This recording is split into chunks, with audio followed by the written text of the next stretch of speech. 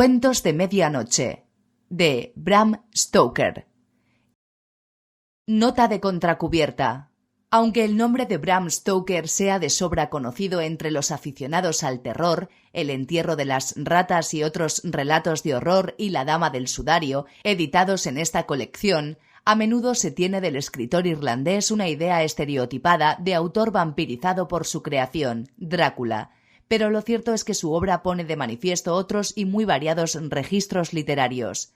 Si Drácula fue el producto de sus sueños más turbios, los relatos unidos en Cuentos de medianoche son los de un hombre afable, mordaz, dotado de un espléndido sentido del humor, una de las constantes más notables y menos señaladas de su trabajo, y que contemplaba la literatura no como una actividad confesional o catártica, sino como un placer, el tan irlandés placer de contar y transmitir historias, cualquier tipo de historias, por el simple hecho de hacerlo.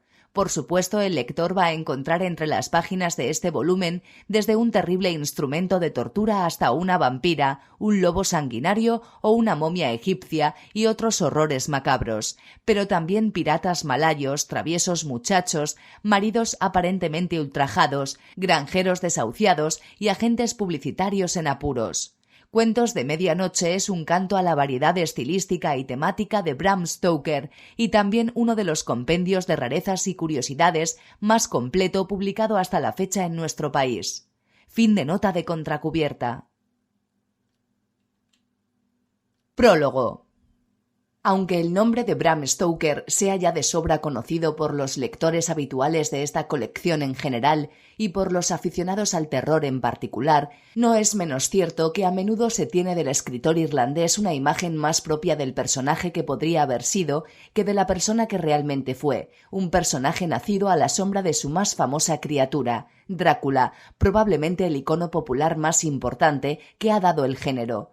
Un personaje irónica y muy apropiadamente vampirizado por su propia creación, hasta el punto de que la mayoría de los estudiosos que se han acercado a su figura lo han hecho poniéndola en relación con su obra y no al revés como sería lo normal.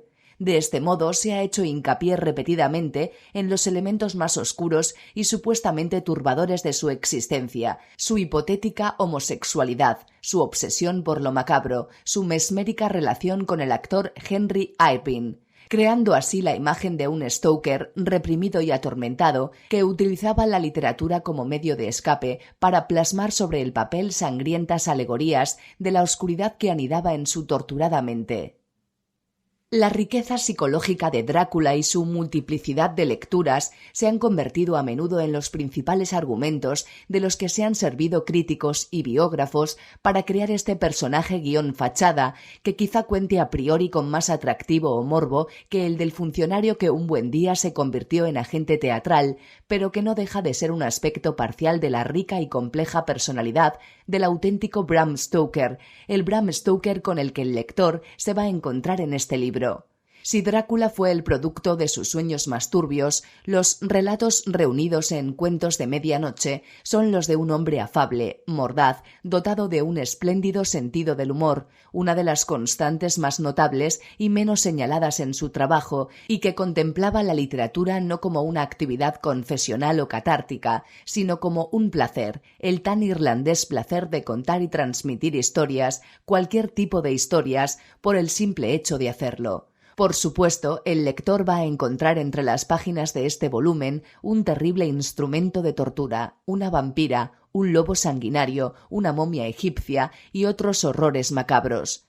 Pero también piratas malayos, niñas cantarinas, traviesos muchachos, maridos aparentemente ultrajados, granjeros desahuciados y agentes publicitarios en apuros.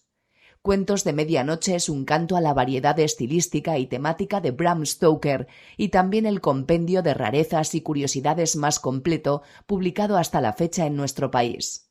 Con la salvedad de Muerte entre bastidores, La Scout, traducido anteriormente como La mujer india, y El hombre de Sorrox, cuya única particularidad es el estar completamente escrito, transcribiendo directamente la fonética del irlandés de pueblo, un recurso que lamentablemente se ha perdido en la traducción. Los cuentos aquí recogidos comparten la peculiaridad de destacar de entre la producción de Stoker debido a la dificultad de su acceso. Algunos han permanecido sin reeditar casi 100 años, otros son directamente inéditos e incluso hay un par de versiones originales de obras posteriormente censuradas o remontadas.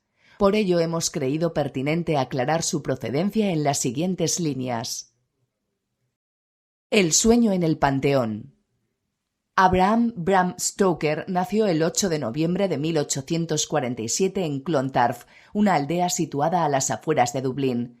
Gran enamorado de la literatura y el teatro, en 1871 acudió a la representación de The Bells, obra basada en un relato de Erckmann y Chatrian, viejos conocidos de los lectores de la colección gótica de Valdemar, y quedó maravillado por el magnetismo del actor protagonista, Henry Irving. Una crítica negativa del Dublin Mail le llevó a escribir un artículo de respuesta en defensa de la labor del actor y su publicación le animó a colaborar durante años en este diario como crítico teatral de forma gratuita. En diciembre de 1876 conoció personalmente a Irving, ya que éste expresó su interés por reunirse con aquel valedor suyo que se deshacía en elogios cada vez que el histrión presentaba una nueva obra en la capital irlandesa. Se hicieron amigos de inmediato y el 9 de diciembre de 1878 Stoker dimitió de su trabajo administrativo para trasladarse a Londres y convertirse en el agente y secretario particular de Irving. Para entonces este ya era dueño de su propio teatro, el Lyceum, en cuyo interior existía una estancia que iba a ser decisiva para el desarrollo de la labor literaria de Stoker, The Beefsteak Room, la habitación del bistec, una especie de restaurante privado dominado por una enorme parrilla en el que años antes había tenido su sede la curiosa The Sublime Society of Beefsteaks, un club de amantes de la carne de buey y otras delicias gastronómicas. Después de cada función, Irving y Stoker cenaban en la habitación del bistec y pasaban las horas muertas contándose historias. A menudo lo hacían acompañado por otros comensales, amigos y admiradores de Irving, que participaban en la conversación con sus propias anécdotas y que ofrecieron decenas de puntos de partida, cuando no desarrollos completos, para las narraciones de Stoker. El 30 de abril de 1890, Irving y Stoker cenaron acompañados de un especialista en folclore rumano, el profesor Arminius Bamberi, de la Universidad de Budapest, quien amenizó la noche con sus relatos sobre Transilvania. Según las anotaciones hechas por Stoker aquella noche en su diario, una de las anécdotas que más les fascinó a ambos fue la de un hombre que afirmaba haber sido atacado por una especie de lobo que le había chupado la sangre. Bamberi les aclaró que podría haber sido una variación sobre el mito del vampiro, tradición temida y extendida entre los campesinos. Stoker no solo acababa de encontrar al modelo perfecto para su famoso profesor Van Helsing, sino que además inició con él un intercambio de correspondencia mediante el cual obtuvo abundantes detalles para su Drácula. No es de extrañar que aquella primera anécdota, la del lobo, que le hizo vislumbrar el camino a seguir, fuese utilizada en el primer capítulo de la novela, pues aunque a menudo se ha indicado que El sueño en el Panteón o El invitado de Drácula, tal y como lo retituló su viuda cuando en 1914 preparó la primera antología de cuentos de Stoker, Drácula's Guest, probablemente por motivos de comercialidad, había sido escrito como un cuento aparte o como un ensayo preparatorio. Todo parece indicar que los editores de Arnold Constable and Company le exigieron recortes porque la novela era muy larga y el autor prefirió retirar todo este fragmento que por su carácter onírico aportaba poco al desarrollo de la trama, a excepción de algún que otro escalofrío debido a su singular atmósfera. Este cuento se edita casi siempre omitiendo los primeros párrafos, que son precisamente los que ponen de manifiesto su naturaleza de sueño y los que lo sitúan en relación al resto del libro. El espectro de la perdición. Una de las grandes influencias en la vida literaria de Bram Stoker fue la de su madre, Charlotte, quien le contó decenas y decenas de esas deliciosas historias macabras tan abundantes y ricas en la tradición oral irlandesa, sobre todo durante los primeros 7 años de su vida, periodo que el pequeño Bram pasó prácticamente en la cama debido a su endeble y enfermiza naturaleza. Una de las cosas que le contó y que nada tenía de leyenda fue el terrible brote de cólera que había sufrido Sligo en 1832, añadiendo como detalle sobrenatural que en aquel entonces le había parecido ver al espectro de la perdición alzarse sobre la ciudad. Esta narración de 1880 es un perfecto ejemplo de la labor de Stoker como autor de cuentos infantiles, modalidad muy utilizada por él durante sus primeros años como escritor y a la que le dedicó su primer libro de ficción, Under the Sunset, en 1882. Los dualistas o la funesta muerte de los gemelos. Esta historia es una de las más desconcertantes de toda la carrera del escritor y probablemente lo más parecido a un esperpento que ha escrito en lengua inglesa. El cruel sentido del humor del autor, presente en la mayor parte de su obra, y sobre todo en los cuentos recogidos en esta selección, se manifiesta aquí en toda su crudeza y barbarie. Podemos hallar su inspiración directa en la representación de Los hermanos Corsos, realizada por la Compañía de Irvine en 1880, según la novela de Alejandro Dumas. Se publicó en Navidades de 1887 y su título es un juego de palabras, por una vez casi más perceptible en castellano que en el original, entre los duelistas y los dualistas. El prestamista. El primer ministro británico, William Ewart Gladstone, era un gran admirador de Irvine y mantuvo un palco en el Lyceum desde 1881 hasta 1895, año en el que su salud empezó a mermar. También fue uno de los comensales habituales de la habitación del bistec y habló a menudo con Stoker sobre la cuestión irlandesa.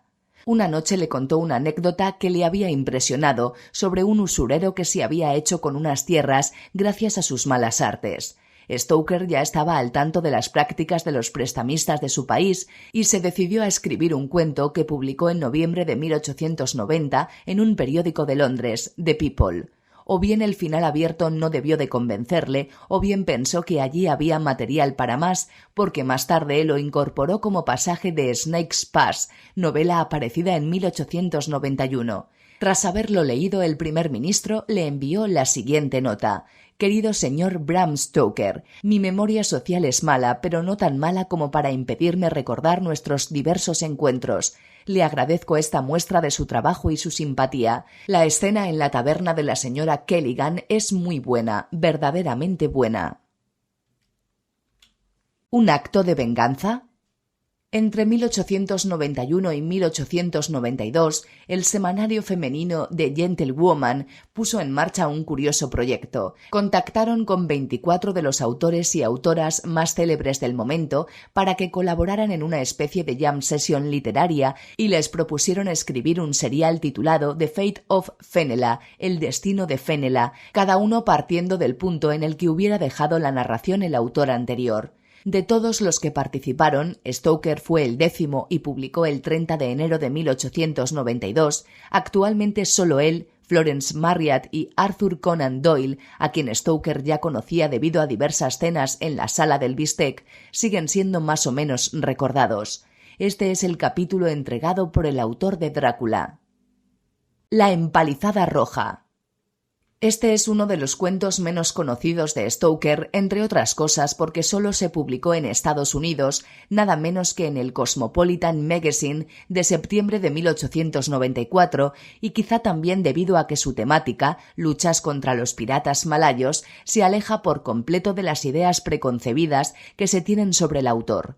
Tuvo su origen, como no, en la sala del bistec, en este caso en 2 cenas a las que acudieron el almirante Irvine y el capitán Alfred Mahan. Ambos habían servido en China y contaron diversas anécdotas sobre sus aventuras en aguas peligrosas. El funeral, el misterio de Shakespeare y un pacto con el diablo. Algunas de las historias de Stoker que más complacían a su jefe eran las más cortas, humorísticas y con sorpresa final, hasta el punto de que, una vez visto el éxito cosechado por Drácula, le recomendó que publicara un libro titulado Cuentos de Medianoche, en el que recogiera aquellas anécdotas. A Stoker le interesó la idea, pero el proyecto no cuajó y únicamente llegó a pasar al papel las 3 historias mencionadas, que han permanecido inéditas casi un siglo. Una estrella criminal. El germen de esta historia le fue transmitido a Stoker nada menos que por el presidente de los Estados Unidos, Theodore Roosevelt, el 1 de enero de 1904 durante una comida a la que invitó a Irving y a él, ya que les conocía desde 1895, cuando aún era comisario de policía de Nueva York y había intercambiado con ellos historias de crímenes. En esta ocasión les contó la de un actor ansioso por ser famoso, al que había tenido que acusar de publicidad engañosa.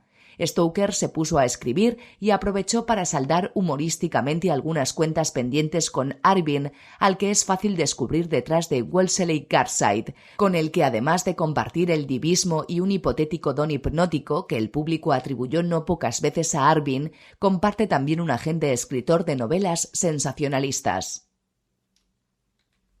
Las nupcias de la muerte. Está ya aceptado casi por unanimidad que la mejor novela de Stoker después de Drácula es La joya de las 7 estrellas. Nota: Bram Stoker, La joya de las 7 estrellas, Ediciones Siruela, 1997. Fin de nota. Un relato macabro y atmosférico protagonizado por un grupo de personas que intentan devolverle la vida a la momia de una enigmática reina egipcia en una apartada mansión de Cornualles, Inglaterra. Dos influencias decisivas se citan en su elaboración: los relatos que sobre sus aventuras y exploraciones en Egipto le había contado Sir William White, padre de Oscar Wilde, amigo y compañero de estudios de Stoker en el Trinity College de Dublín, que le causaron honda impresión, y los conocimientos ocultistas y esotéricos transmitidos por uno de los comensales habituales de la habitación del bistec, el novelista Sir Thomas Hall Caine, experto en narrativas exóticas, que ayudó en más de una ocasión a Stoker, al que éste dedicó su libro más famoso, aludiendo a su apodo gaélico Hommi Beg. Una vez editada en 1903, las protestas de críticos y lectores llevaron a los editores de William Heinemann a solicitarle a Stoker que hiciera recortes en la novela si quería que ésta se reeditara. El autor cedió y suprimió todo un pasaje que, por su naturaleza especulativa, les había parecido peligroso y modificó el final demasiado sombrío y demoledor para hacerlo más feliz. Desde entonces todas las reediciones han utilizado esta segunda versión, hasta el punto de que estos dos fragmentos son toda una rareza. Particularmente extraña se nos antoja la supresión del primer pasaje, en el que, pese a la especulación sobre la existencia de otros dioses, se reconoce la supremacía del cristiano y se anticipa la posibilidad de su intervención, que sobrevendrá al final de la novela mediante una vengativa tormenta con la que castigará a aquellos que hayan desafiado sus leyes divinas. Un final de lo más moral, si bien un poco rebuscado para las mentes de la época, que pasó inexplicablemente inapreciado. Oscar Palmer. Cuentos de medianoche. El sueño en el panteón. Nota: también conocido como El invitado de Drácula. Nota del traductor. Fin de nota. Consignaré aquí algunas notas sobre mi viaje por Europa, desde Londres y hasta Transilvania, para que me ayuden a refrescar la memoria cuando comente mis viajes con mi querida Mina. Antes incluso de que hubiese alcanzado mi destino, tuve una muestra de lo que allí me esperaba, ya que una noche durante el viaje no dormí bien, aunque mi cama era lo suficientemente cómoda, y tuve toda clase de sueños extraños. Quizá tuviese algo que ver el hecho de que un perro se pasara toda la noche aullando bajo mi ventana, o quizá fuese cosa de la paprika, ya que pese a haberme bebido todo el agua que tenía en la mesita de noche, aún estaba sediento. Fuese como fuese, el sueño giró en torno a un panteón de Múnich, y cuanto más pensaba en él, más extraño y terrible se me antojaba. De hecho, todo resultaba tan extraño y misterioso. Había decidido dar un paseo en coche y cuando nos pusimos en marcha el sol brillaba resplandeciente sobre Múnich y el aire aparecía lleno de esa alegría propia de principios de verano. Estábamos a punto de partir cuando Herr Delbrück, el maître del hotel de Quatre Saisons donde me hospedaba, se acercó hasta el coche con la cabeza descubierta y tras desearme una agradable excursión le dijo al cochero con la mano todavía en la portezuela: Recuerde que ha de estar de vuelta antes de que caiga la noche. El cielo parece despejado, pero el viento del norte trae un fresco que amenaza tormenta. Aunque estoy seguro de que no se retrasará. Entonces sonrió y añadió: «Ya sabe qué noche es hoy». Johann contestó con un enfático «Ja, mein Herr», y, tocándose el sombrero, partió rápidamente. Cuando hubimos salido de la ciudad, le hice una señal para que se detuviese y le pregunté: «Dígame, Johann, ¿qué noche es esta?». Johann se santiguó a la vez que contestaba lacónicamente: «Walpurgis-Nacht».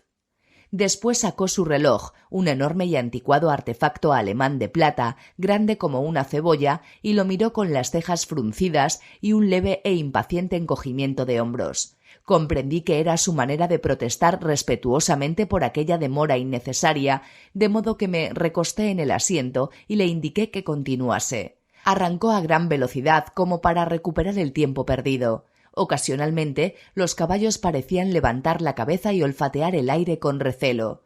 En aquellos momentos yo solía mirar alarmado a nuestro alrededor. La carretera estaba bastante desolada, ya que atravesábamos una especie de meseta barrida por el viento. Mientras seguíamos avanzando, vi un camino con aspecto de poco transitado que parecía adentrarse en un tortuoso valle. Me pareció tan tentador que, aun a riesgo de hacerle enfadar, le pedí a Johann que se detuviese, y cuando lo hubo hecho le dije que me gustaría descender por aquel camino. El cochero puso toda clase de objeciones y en varias ocasiones se santiguó mientras hablaba. Aquello despertó mi curiosidad, de modo que le hice varias preguntas. Me contestó con evasivas y consultó repetidamente su reloj a modo de protesta. Finalmente dije: «Bueno, Johann, a mí me apetece bajar por ese camino. No le obligo a acompañarme si no es ese su deseo, pero dígame al menos por qué no quiere venir. Es todo lo que le pido». A modo de respuesta pareció arrojarse del pescante, tan deprisa llegó al suelo. A continuación tendió las manos hacia mí en un gesto de súplica y me imploró que no fuese. Afortunadamente, entre el alemán de su discurso había el suficiente inglés mezclado como para que pudiera comprender el hilo del mismo. En todo momento parecía estar a punto de decirme algo cuya sola idea evidentemente le aterrorizaba, pero lograba contenerse, exclamando al tiempo que se santiguaba: «Walpurgis-Nacht». Traté de razonar con él, pero me resultaba difícil discutir con un hombre cuya lengua ignoraba.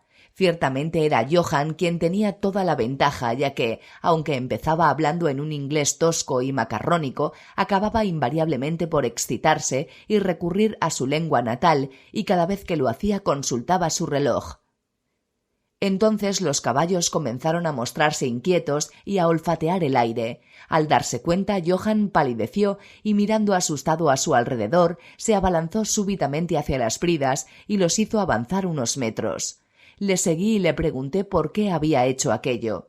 A modo de respuesta se santiguó, señaló el lugar que acabábamos de abandonar y condujo el coche en la dirección del otro camino, señalando una cruz. Después dijo, primero en alemán y luego en inglés: «Le enterraron aquí, el que se mató».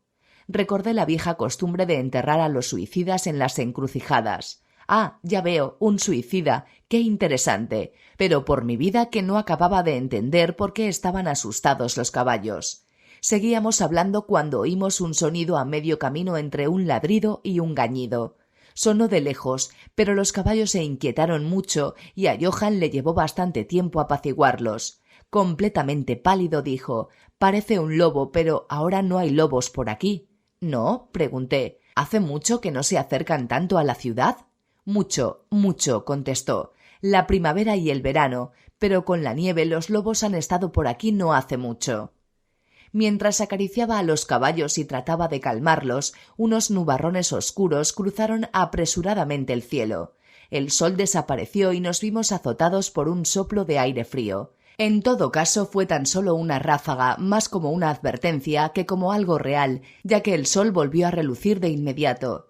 Johann observó el horizonte protegiéndose los ojos con la mano y dijo: «Tormenta de nieve, llegará pronto». Después volvió a consultar su reloj y, sujetando las riendas con firmeza, porque los caballos seguían golpeando con los cascos y agitando la cabeza inquietos, trepó sin más al pescante como si hubiese llegado el momento de proseguir nuestra excursión. Yo era algo obstinado, de modo que no subí enseguida al coche. Hábleme, solicité, del lugar al que lleva ese camino, y señalé hacia el valle. Otra vez se santiguó y antes de contestar murmuró una plegaria. «Es impío». «¿El qué es impío?», pregunté. «El pueblo». «¿Entonces hay un pueblo?» «No, no, allí no vive nadie desde hace cientos de años». Mi curiosidad era cada vez mayor, pero usted ha dicho que había un pueblo. Había. ¿Qué ha sido de él? En aquel momento Johann procedió a contarme atropelladamente una larga historia, en un alemán y un inglés tan embarullados que no pude entender exactamente qué era lo que estaba diciendo, aunque más o menos comprendí que hacía mucho tiempo, cientos de años, allí había muerto gente que había sido enterrada en sus tumbas, que se habían oído ruidos bajo la tierra y que, al abrir las tumbas, se había descubierto que los hombres y mujeres allí sepultados se encontraban tan sonrosados como los vivos y que sus labios estaban enrojecidos por la sangre. De modo que, apresurándose para salvar sus vidas y sus almas, y al decir esto se santiguó, los que quedaban habían huido a otros lugares donde los vivos vivieran y los muertos fuesen muertos y no otra cosa. Evidentemente le daba miedo pronunciar aquellas últimas palabras. A medida que completaba su narración, se había ido poniendo cada vez más nervioso. Parecía como si su propia imaginación le hubiese dominado, abocándole a un completo paroxismo de terror, con la cara pálida, sudando copiosamente, temblando y mirando a su alrededor, como si temiese que alguna presencia espantosa pudiera manifestarse a pleno sol en medio de aquel llano despejado. Finalmente, en una agonía de desesperación, gritó «Walpurgis-Nacht» y señaló al coche para que me subiera. Toda mi sangre inglesa se sublevó al oír aquello, de modo que retrocedí y le dije «Usted está asustado, Johann, tiene miedo, váyase a casa, yo ya volveré solo, el paseo me vendrá bien». La portezuela del coche estaba abierta. Tomé del asiento mi bastón de roble, que siempre llevo en mis excursiones, y la cerré. Señalando hacia Múnich, dije «Regrese usted a casa, Johann. A los ingleses no nos preocupa la noche de Walpurgis». Los caballos estaban ahora más inquietos que nunca y Johann trataba de sujetarlos mientras me rogaba excitado que no cometiese tamaña insensatez. Me daba lástima, el pobre hombre, lo preocupado que estaba. Sin embargo, no pude evitar reírme. Había abandonado por completo el inglés. Dominado por la ansiedad, había olvidado que el único medio de que le entendiese era hablarme en mi lengua, y sin embargo no paraba de farfullar en su alemán natal. Empezaba a resultar pesado, de modo que, tras ordenarle que regresara, di media vuelta para bajar desde la encrucijada hacia el valle. Con un gesto de desesperación, Johann volvió los caballos hacia Múnich. Me apoyé en mi bastón y le observé.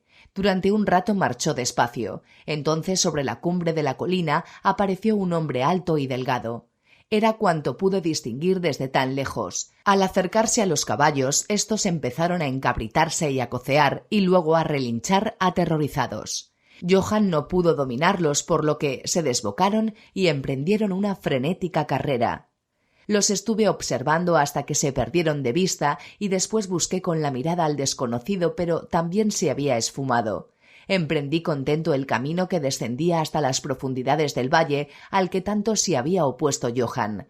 No veía que existiese la más mínima razón para tal oposición, y me atreveré a decir que durante unas 2 horas estuve andando sin pensar ni en el tiempo ni en la distancia recorrida y desde luego sin ver persona o casa alguna. En lo que se refería al paraje, este era pura desolación, pero de aquella particularidad no fui consciente hasta que, al torcer en una curva, me encontré en una franja de bosque disperso. Entonces me di cuenta de que, sin saberlo, había quedado impresionado por lo desolado del terreno por el que acababa de pasar. Me senté a descansar y miré a mi alrededor. Noté con sorpresa que ahora hacía bastante más frío que al principio de mi caminata. Una especie de susurro parecía rodearme y de cuando en cuando, sobre mi cabeza, se oía una especie de rugido apagado. Alcé los ojos y vi que unos enormes nubarrones negros cruzaban el cielo de norte a sur a gran velocidad y altura. Las capas altas del aire mostraban signos de tormenta inminente. Sentí un poco de frío y, pensando que se debía al hecho de permanecer sentado después de haber andado durante tanto tiempo, reanudé el camino. El terreno por el que iba ahora era mucho más pintoresco. Carecía de detalles sorprendentes que atrajesen la mirada, pero había en todo ello un toque de belleza.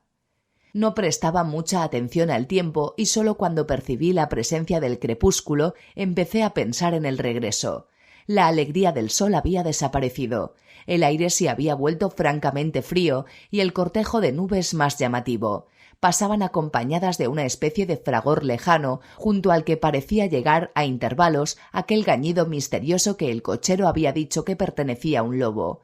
Dudé unos momentos, pero había dicho que visitaría el pueblo deshabitado, así que seguí andando, y poco después desemboqué en una gran extensión de campo abierto, cercado por colinas a todo su alrededor. Tenían las laderas cubiertas de árboles que descendían hasta la llanura, salpicando en aquellos grupos las lomas más suaves y las depresiones que aparecían aquí y allá. Seguí con la mirada el culebreo del camino y vi que torcía cerca de un espeso grupo de árboles, perdiéndose por detrás. Aún lo estaba mirando cuando sopló una ráfaga de aire frío y empezó a nevar. Pensé en los kilómetros y kilómetros de campo desierto que había recorrido y me apresuré a buscar refugio en la arboleda que tenía frente a mí. El cielo se iba volviendo más oscuro por momentos y la nieve caía cada vez más rápida y espesa hasta que tanto la tierra que me rodeaba como la que se extendía frente a mí quedó recubierta por una alfombra blanca y brillante cuyo extremo más lejano se perdía en una brumosa vaguedad. En aquel tramo el camino era extremadamente burdo y como discurría por campo llano no se distinguían sus bordes con tanta claridad como cuando pasaba entre los árboles. Poco después me di cuenta de que me había salido de él, ya que dejé de pisar terreno firme y los pies se me hundían cada vez más en la hierba y el musgo. Entonces el viento fue cobrando fuerza y potencia hasta que, empujado por él, me entraron ganas de correr. El aire se volvió gélido y, a pesar de mi ejercicio, empecé a sufrir sus efectos. La nieve caía ahora tan espesa y se arremolinaba a mi alrededor de un modo tan vertiginoso que apenas podía mantener abiertos los ojos. De vez en cuando un vívido relámpago rasgaba el cielo y gracias a los rayos pude ver ante mí una gran espesura de árboles, principalmente tejos y cipreses, cubiertos por una gruesa capa de nieve. Pronto me hallé al amparo de los árboles y allí, en el relativo silencio, pude oír el rugido del viento sobre mi cabeza. Poco después, la negrura de la tormenta se había fundido con la oscuridad de la noche. Poco a poco pareció que la tormenta empezaba a remitir. Ahora solo llegaba en furiosas ráfagas o andanadas. En aquellos momentos el eco parecía multiplicar a mi alrededor el extraño aullido del lobo. Ocasionalmente, a través de la negra masa de nubes viajeras, surgía algún rayo de luna que iluminaba el entorno y me revelaba que me hallaba en el lindero de una espesa masa de cipreses y tejos. Cuando la nieve dejó de caer, salí de mi refugio y me puse a inspeccionar con más detenimiento. Pensé que entre los numerosos cimientos frente a los que había pasado aún podía quedar en pie alguna casa en la que guarecerme un rato, por muy en ruinas que estuviese. Al rodear el bosquecillo descubrí que estaba circundando por una pequeña tapia y siguiéndola enseguida encontré una abertura. Allí los cipreses formaban un paseo que conducía hasta la mole cuadrada de una especie de edificio. Justo al descubrirlo, no obstante, las nubes ocultaron la luna y recorrí el sendero completamente a oscuras. El viento debió de volverse más frío aún, ya que de repente me di cuenta de que estaba temblando, pero esperaba encontrar cobijo, de modo que continué avanzando a ciegas. Me detuve porque noté una repentina quietud. La tormenta había pasado y quizá en sintonía con la naturaleza mi corazón pareció dejar de latir. Pero solo fue un instante, porque de repente la luna volvió a irrumpir a través de las nubes, revelándome que me hallaba en un cementerio y que la construcción cuadrada que se erguía frente a mí era un enorme mausoleo de mármol, tan blanco como la nieve que se extendía junto a él. Junto a la luz de la luna me llegó el fragor furioso de la tormenta, que pareció reanudar su curso con un aullido largo y lejano, como el de una multitud de perros o lobos. Me asusté y sentí como el frío se apoderaba de mí hasta encogerme el corazón. Entonces, mientras la luna se derramaba aún sobre la tumba de mármol, la tormenta dio nuevas muestras de reavivarse, como si estuviese regresando sobre sus pasos. Movido por alguna especie de fascinación, me acerqué al sepulcro para ver de quién era y por qué se alzaba allí solo en semejante lugar. Lo rodeé y leí sobre su puerta dórica escrito en alemán: Condesa Dollingen de Graz, Estiria, buscó y encontró la muerte, 1801. En lo alto de la tumba, aparentemente clavada en el sólido mármol, porque el monumento estaba hecho con unos pocos y enormes bloques de piedra, había una gran pica o estaca de hierro. En la parte de atrás vi grabado con grandes caracteres cirílicos: «Los muertos viajan rápido». Había algo tan increíble y misterioso en todo aquello que el corazón me dio un vuelco y me sentí repentinamente debilitado. Por primera vez deseé haber seguido el consejo de Johann. Y entonces, casi de manera misteriosa, me vino a la cabeza un pensamiento que me produjo un terrible sobresalto. Era la noche de Walpurgis. La noche en la que, según creían millones de personas, el demonio recorría libremente el mundo. La noche en la que se abrían las sepulturas y los muertos se levantaban y caminaban. La noche en la que los seres malvados de la tierra y el aire y el agua se disponían a gozar. Aquel era precisamente el lugar que el cochero había querido evitar. Aquel pueblo abandonado desde hacía siglos. Aquel era el lugar en el que yacían los suicidas, y allí me encontraba yo, solo, indefenso, temblando de frío, rodeado por un sudario de nieve y perdido en mitad de una tormenta furiosa que amenazaba con descargar de nuevo su ira sobre mí. Me vi obligado a recurrir a toda mi filosofía, a toda la religión que me habían enseñado y a todo mi coraje para no sumirme en un paroxismo de terror. Y entonces se desató un verdadero tornado. El suelo se estremeció como si 1.000.000 de caballos lo hubiesen pisoteado al unísono. Esta vez la tormenta llegaba con sus heladas alas cargadas, no de nieve, sino de grandes piedras de granizo que me golpearon con tal violencia que bien hubieran podido ser proyectiles arrojados por honderos baleares. Granizos que derribaban hojas y ramas y hacían de los cipreses un cobijo tan seguro como los tallos de avena. Al principio corrí a resguardarme bajo el árbol más próximo, pero enseguida decidí abandonarlo y buscar el único lugar que parecía ofrecer protección, la profunda entrada dórica del mausoleo de mármol. Allí, pegado a la gruesa puerta de bronce, pude cobijarme un poco, ya que ahora el granizo solo me llegaba cuando rebotaba en el suelo y sobre las paredes de mármol. Al apoyarme, la puerta cedió ligeramente, abriéndose hacia el interior. Incluso la protección de una tumba era de agradecer en una tempestad sin misericordia como aquella. Iba a entrar en ella cuando un relámpago zigzagueante iluminó toda la extensión de los cielos. En aquel instante, al volver la mirada hacia la oscuridad de la tumba, vi, tan cierto como que estoy vivo, una hermosa mujer, de redondas mejillas y rojos labios, que parecía dormir sobre un féretro. Estalló un trueno en lo alto y me sentí como agarrado por una mano gigante que me arrojó al exterior, a la tormenta.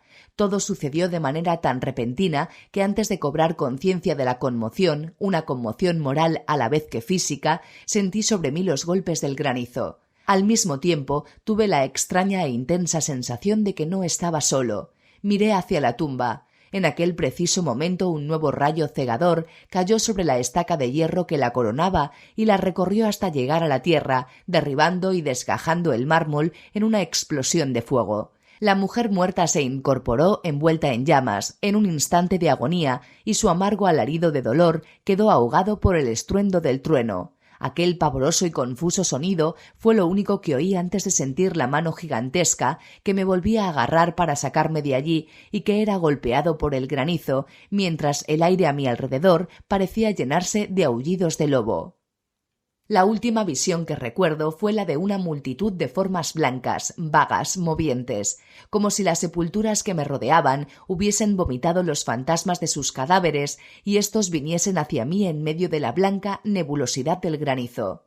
Gradualmente me llegó un vago atisbo de conciencia, después una espantosa sensación de cansancio. Durante un rato no recordé nada, después, lentamente, me fueron regresando los sentidos. Notaba los pies tremendamente doloridos y sin embargo no podía moverlos. Parecía que los tenía entumecidos.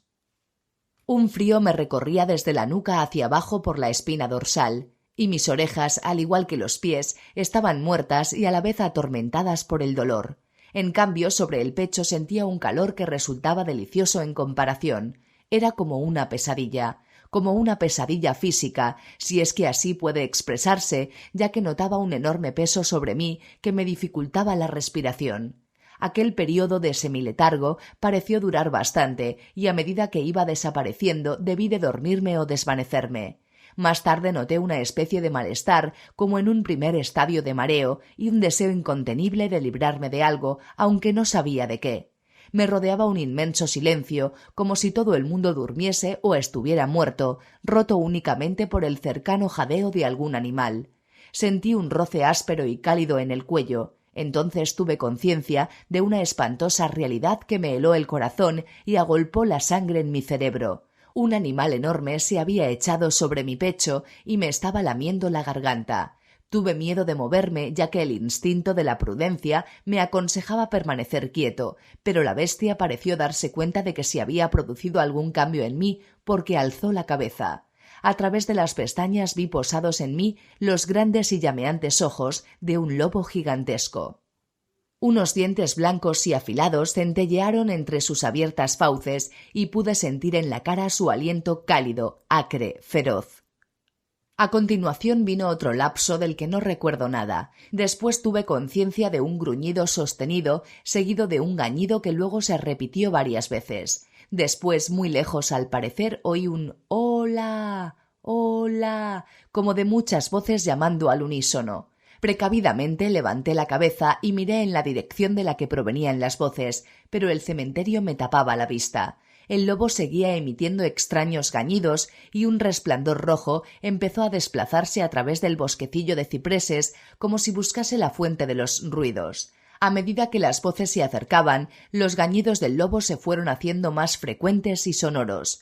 Yo tenía miedo de moverme o hacer ruido. El resplandor rojo se acercaba sobre el blanco palio que se extendía en la oscuridad que me rodeaba. Luego, de repente, de más allá de los árboles, llegó un grupo de jinetes al trote portando antorchas. El lobo abandonó mi pecho y echó a correr hacia el cementerio. Vi a uno de los jinetes, soldados a juzgar por sus gorros y sus largos capotes militares, levantar su carabina y apuntar.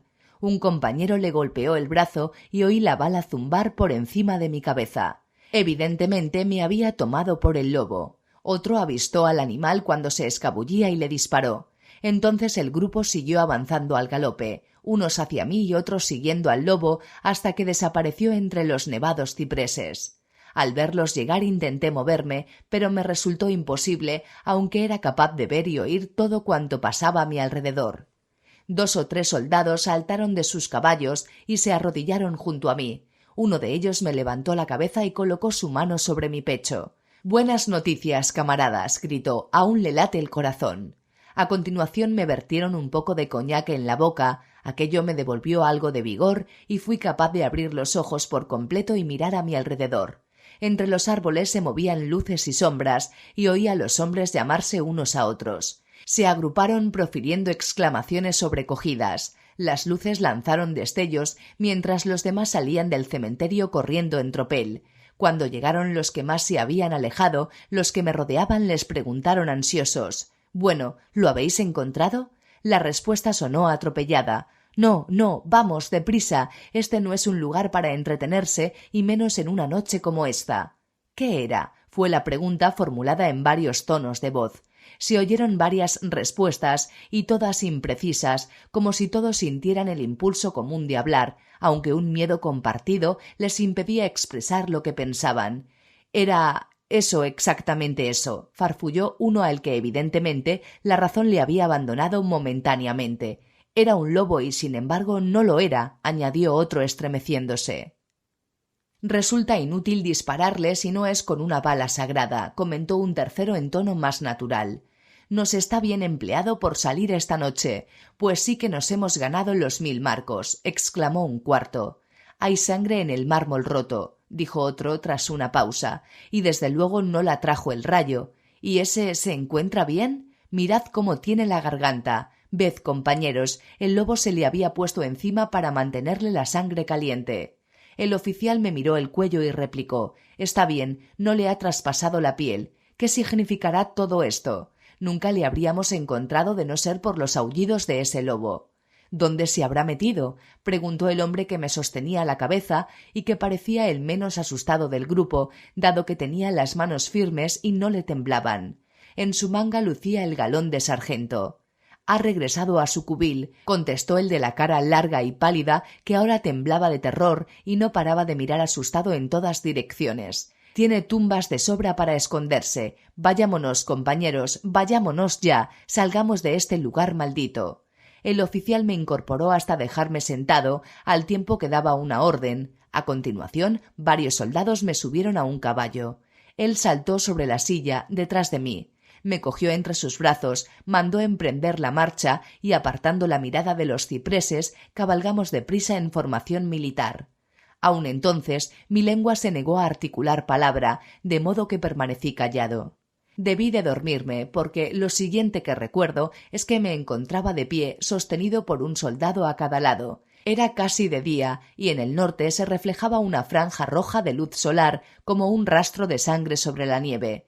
El oficial estaba ordenando a sus hombres que no contasen nada de lo que habían visto, excepto que había encontrado a un extranjero inglés protegido por un perro grande. ¿Un perro? No era un perro, le atajó el hombre, que había dado muestras de miedo. Creo que sé reconocer un lobo cuando veo uno. El joven oficial le respondió con serenidad. Un perro he dicho. ¿Un perro? Repitió el otro con ironía. Resultaba evidente que su valor se veía reforzado por la salida del sol, y señalándome añadió: «Mire su garganta. ¿Es eso obra de un perro, señor?» Instintivamente me llevé la mano a la garganta y al tocármela lancé un grito de dolor. Los hombres se apelotonaron a mi alrededor para mirar, algunos inclinándose exageradamente sobre sus sillas. Y de nuevo se oyó la sosegada voz del joven oficial. «He dicho un perro. Si dijéramos otra cosa, se reirían de nosotros». Me volvieron a montar, en esta ocasión detrás de un soldado, y cabalgamos hasta llegar a las afueras de Múnich. Allí dimos con un carruaje. Me subieron en él, y el joven oficial, escoltado por un soldado a caballo, me condujo al Quatre Sessions, mientras los demás regresaban a su cuartel. Al llegar, Herr Delbrück bajó tan deprisa a recibirme que resultó evidente que nos había visto llegar. Cogiéndome de las manos, me condujo con cuidado al interior. El oficial hizo un saludo e iba a dar media vuelta para retirarse cuando, adivinando su intención, le insistí para que me acompañase a mis habitaciones. Ante una copa de vino le expresé calurosamente mi agradecimiento, tanto a él como a sus valientes camaradas, por haberme salvado. Se limitó a replicar que se sentía más que satisfecho y que Herr Delbrück había tomado desde un primer momento las medidas adecuadas para hacer atractiva la búsqueda. Al oír aquella ambigua alusión, el maître del hotel sonrió, mientras que el oficial, alegando deberes que cumplir, se retiró. «Pero, Herr Delbrück», pregunté, «¿cómo y por qué han ido a buscarme los soldados?»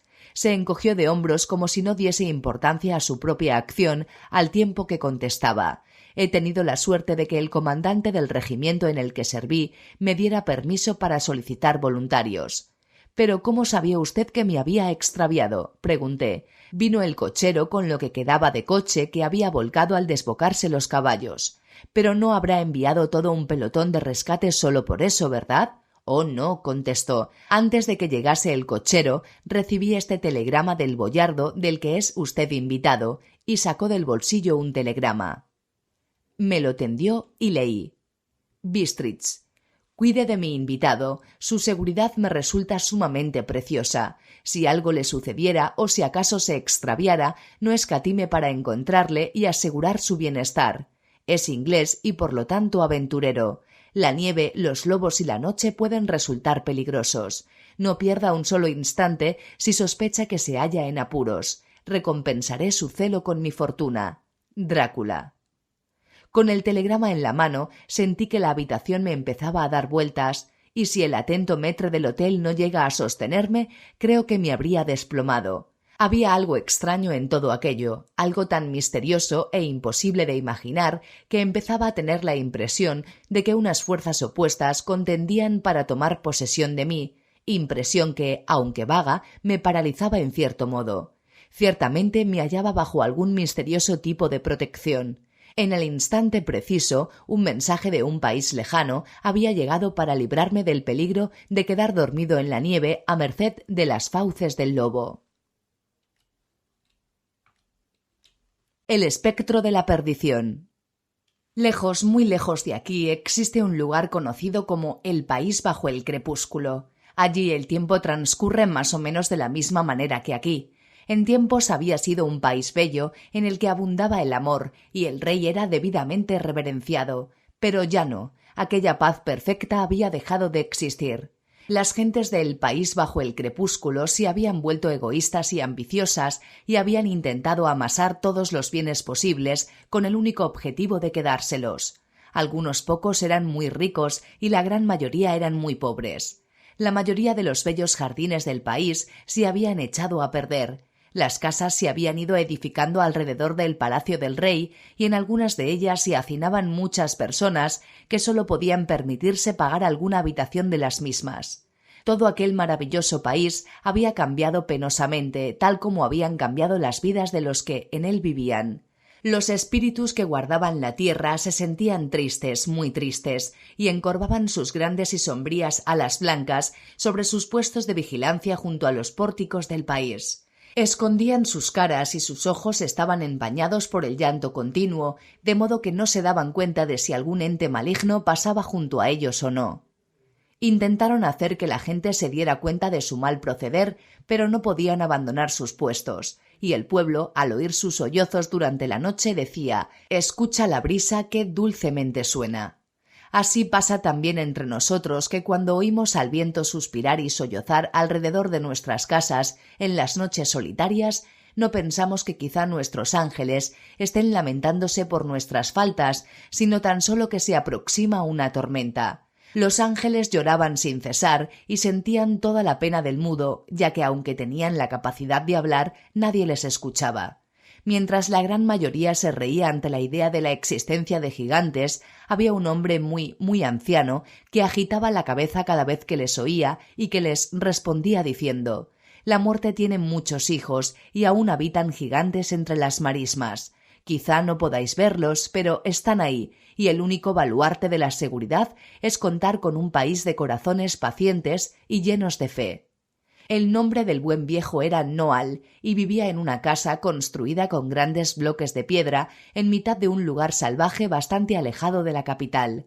En la ciudad había muchas casas enormes y antiguas en las que los países se amontonaban uno encima del otro, y en estas casas vivía mucha gente modesta. Cuanto más se elevara uno siguiendo las empinadas escaleras, más pobre era la gente que habitaba en aquella altura, de modo que los que vivían en las buhardillas eran tan miserables que al despertarse por las mañanas nunca sabían si encontrarían algo para comer a lo largo del día. Era una situación extremadamente triste la suya, y cualquier niño bien educado habría llorado al ver el dolor de aquella gente. En una de aquellas buhardillas vivía completamente sola una jovencita llamada Zaya. Era huérfana, ya que su padre había fallecido hacía muchos años, y su pobre madre, que tan duramente había trabajado por sacar adelante a su hija, también había muerto no hacía mucho. La joven Zaya había llorado tan amargamente al ver a su querida madre yaciendo muerta y se había sentido tan triste durante tanto tiempo que había olvidado completamente que no poseía medios para ganarse la vida. En todo caso, los otros pobres que vivían en la casa le habían ido dando parte de su comida para evitar que desfalleciera. Algún tiempo después había intentado trabajar por sí misma y ganarse la vida. Su madre le había enseñado a hacer flores de papel, de modo que confeccionó un montón de flores y cuando hubo llenado un cesto lo llevó a la calle y las vendió.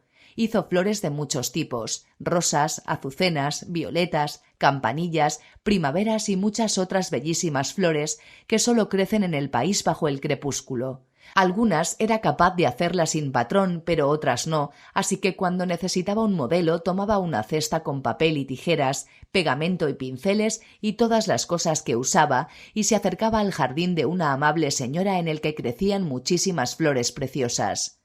Allí se sentaba a trabajar, observando las flores que quería. A veces se sentía muy triste y sus abundantes lágrimas fluían con rapidez mientras pensaba en su querida y difunta madre. A menudo le parecía sentir que ella la observaba desde las alturas y creía ver su gentil sonrisa en los rayos de luz que se reflejaban sobre las aguas. Entonces su corazón se alegraba y Zaya cantaba con tanta dulzura que los pajarillos se posaban a su alrededor y detenían sus propios cantos para escucharla. Zaya y los pájaros se hicieron grandes amigos y en ocasiones, cuando ella había cantado una canción, todos gritaban juntos mientras formaban un corro a su alrededor, unas notas que parecían decir sencillamente «Canta otra, canta otra». De modo que Zaya volvía a cantar. Después les pedía que cantasen ellos, y los pájaros cantaban hasta que se formaba un auténtico concierto. Transcurrido un tiempo, los pájaros la conocieron tan bien que empezaron a revolotear hasta su habitación e incluso construyeron sus nidos allí y la seguían a donde quiera que fuese. La gente acostumbraba a decir «Mira a esa chica con todos esos pájaros, ella misma debe ser mitad ave, pues los pájaros la conocen y la aprecian». Fue tanta la gente que dijo cosas como esta que algunas personas de lo más tontas empezaron a creer realmente que Zaya era medio pájaro y meneaban sus cabezas cuando la gente inteligente se reía de ellos y decían «Por supuesto que ha de serlo, escuchad cómo canta, su voz es incluso más dulce que la de los pájaros». De modo que le pusieron un apodo y los gamberros se lo gritaban en la calle, el apodo era Pájaro Grande. Pero a ella no le importaba, y aunque a menudo los gamberros se lo gritaban con intención de dañarla, a Zaya no le disgustaba, más bien al contrario, ya que de tal manera se regocijaba con el amor y la confianza de sus pequeños y melodiosos amiguitos, que deseaba que pensaran en ella como uno de ellos. De hecho, mejor iría todo si los chicos malos y las chicas malas aprendiesen a ser tan buenos e inofensivos como los pajaritos que trabajan todo el día para asegurarse el bienestar de sus indefensas crías, construyendo nido, buscando comida y sentándose tan pacientemente a empollar sus diminutos y moteados huevos. Una tarde, Zaya estaba sentada a solas en su buhardilla, sintiéndose muy triste y abandonada. Era una deliciosa tarde de verano y se había sentado en el poyo de la ventana contemplando la ciudad. Podía ver la multitud de calles que serpenteaban hacia la catedral, cuyo pináculo se alzaba en el cielo a más altura incluso que la gran torre del Palacio del Rey. Apenas corría un soplo de aire y el humo surgía en línea recta de las chimeneas, desvaneciéndose poco a poco hasta desaparecer por completo. Zaya se sentía muy triste. Por primera vez en muchos días, todos sus pájaros se habían marchado de repente y no sabía a dónde se habían dirigido. Parecía como si la hubiesen abandonado y la desgraciada jovencita se sentía tan sola que lloró lágrimas amargas. Estaba pensando en la historia que su difunta madre le había contado hacía bastante tiempo sobre cómo el príncipe Zefir había matado al gigante, y se preguntó cómo habría sido el príncipe, e imaginó lo felices que debían de haber sido las personas que vivieron bajo su reinado y el de la reina Bluebell. Después se preguntó si en aquellos tiempos también habría habido niños hambrientos y si, tal y como afirmaba la gente, era cierto que ya no quedaban más gigantes. De este modo siguió pensando y pensando mientras proseguía con su trabajo frente a la ventana abierta. Entonces levantó la vista de su cesta y miró hacia la ciudad y vio algo terrible, algo tan terrible que dejó escapar un pequeño grito de miedo y asombro y se asomó a la ventana, cubriéndose los ojos con la mano para ver con más claridad. En el cielo, más allá de la ciudad, vio una enorme silueta formada de sombras que alzaba los brazos. Estaba envuelta en una gran toga neblinosa que la cubría y que desaparecía en el aire, de modo que sólo pudo ver su cara y sus lúgubres y espectrales manos. La forma era tan poderosa que a sus pies la ciudad parecía el juguete de un niño, pero aún se encontraba lejos. El corazón de la jovencita pareció detenerse atenazado por el miedo mientras pensaba, de modo que los gigantes no han muerto, ahí hay uno. Rápidamente descendió las escaleras hasta llegar a la calle. Allí vio a algunas personas y les gritó «¡Miren, miren, el gigante!» y señaló hacia la forma que aún veía moverse lentamente en dirección a la ciudad. La gente miró pero no pudieron ver nada y se rieron exclamando «¡Esta chica está loca!». La pobre Zaya estaba más asustada que nunca y descendió la calle corriendo y gritando «¡Miren, miren, el gigante, el gigante!». Pero nadie le hizo caso y todos dijeron «Esta chica está loca» y siguieron su camino como si nada. Entonces los gamberros la rodearon y empezaron a gritar «Pájaro Grande se ha quedado sin amigos, ahora ve pájaros más grandes en el cielo y los quiere», y compusieron rimas sobre ella y las cantaron mientras bailaban a su alrededor. Zaya huyó corriendo, abandonó la ciudad y llegó hasta el campo que se extendía más allá, ya que aún veía frente a ella la enorme forma que parecía flotar en el aire. A medida que avanzaba y se acercaba más al gigante, éste fue oscureciéndose hasta que sólo pudo ver con claridad las nubes que le rodeaban, aunque sus contornos aún fueran perceptibles. Una niebla fría se cerró a su alrededor cuando el gigante pareció dirigirse hacia ella. Entonces pensó en toda la gente pobre que vivía en la ciudad y deseó que el gigante les perdonase la vida, por lo que se arrodilló frente a él y elevó sus manos en un ademán de ruego, gritando con toda la fuerza de sus pulmones: «¡Oh gran gigante, no les mates, no les mates!».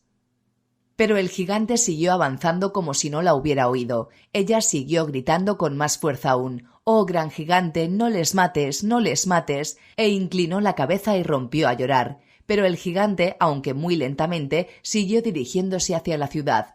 No muy lejos de allí, de pie junto a la puerta de una casa construida con bloques de piedra, había un anciano de cuya presencia la jovencita no se había percatado. Su cara presentaba un semblante de miedo y asombro, y cuando vio a la niña arrodillarse y alzar sus manos, se acercó para escuchar su voz. Cuando la oyó decir «Oh gran gigante», murmuró para sí mismo: «Es tal y como yo me temía, aún quedan gigantes y ciertamente aquí llega uno». Alzó la mirada pero no pudo ver nada, así que volvió a murmurar: «No lo veo», y sin embargo la niña sí que puede, y pese a todo ya temía algo, pues tenía la sensación de que acechaba algún peligro. Ciertamente el conocimiento es más ciego que la inocencia. La jovencita, sin saber aún que había alguien cerca, volvió a gritar en tono angustiado: «Oh, por favor, gran gigante, no les hagas daño. Si debe sufrir alguien, que sea yo. Llévame contigo. Estoy dispuesta a morir, pero no les hagas nada a ellos. No les mates, gran gigante, y haz conmigo lo que te plazca». Pero el gigante no le hizo caso. Y Noal, pues él era el anciano, sintió como sus ojos se inundaban de lágrimas y dijo para sí: «Oh noble niña, qué valentía, está dispuesta a sacrificarse», y acercándose a ella posó una mano sobre su cabeza. Zaya, que de nuevo agachaba la cabeza, se sobresaltó al notar el roce y miró inquieta a su alrededor. De todas formas, cuando vio que se trataba de Noal, quedó aliviada, pues sabía lo sabio y bueno que era y sintió que si alguien podía ayudarla, solo podía ser él. De modo que se arrojó a sus brazos, enterrando su cara en el pecho de él, y Noal le acarició el pelo y la consoló, pero seguía sin ver nada. La niebla fría desapareció y cuando Zaya levantó la mirada, vio que el gigante ya no estaba junto a ellos, sino que seguía su trayecto en dirección a la ciudad. «Ven conmigo, niña mía», dijo el anciano, y los dos se levantaron y caminaron hasta la vivienda hecha de grandes piedras. Cuando Zaya entró, se sobresaltó porque, vaya, el interior de la casa era una tumba. El anciano sintió su escalofrío, ya que aún la mantenía cerca de sí, y dijo: «No llores, pequeña, y no te asustes. Este lugar sirve como recordatorio, para mí y para todos los que aquí entran, de que la tumba es lo que nos espera. No tengas miedo, ya que para mí ha llegado a ser un hogar agradable». Entonces la jovencita se sintió reconfortada y empezó a examinar con más atención todo lo que le rodeaba. Vio toda clase de curiosos instrumentos y muchos matojos de hierbas, tanto comunes como muy raras, colgados a secar en las paredes. El anciano la observó en silencio hasta que su miedo se hubo desvanecido y después dijo: «Hija mía, ¿has podido ver los rasgos del gigante al pasar?». Ella respondió: «Sí».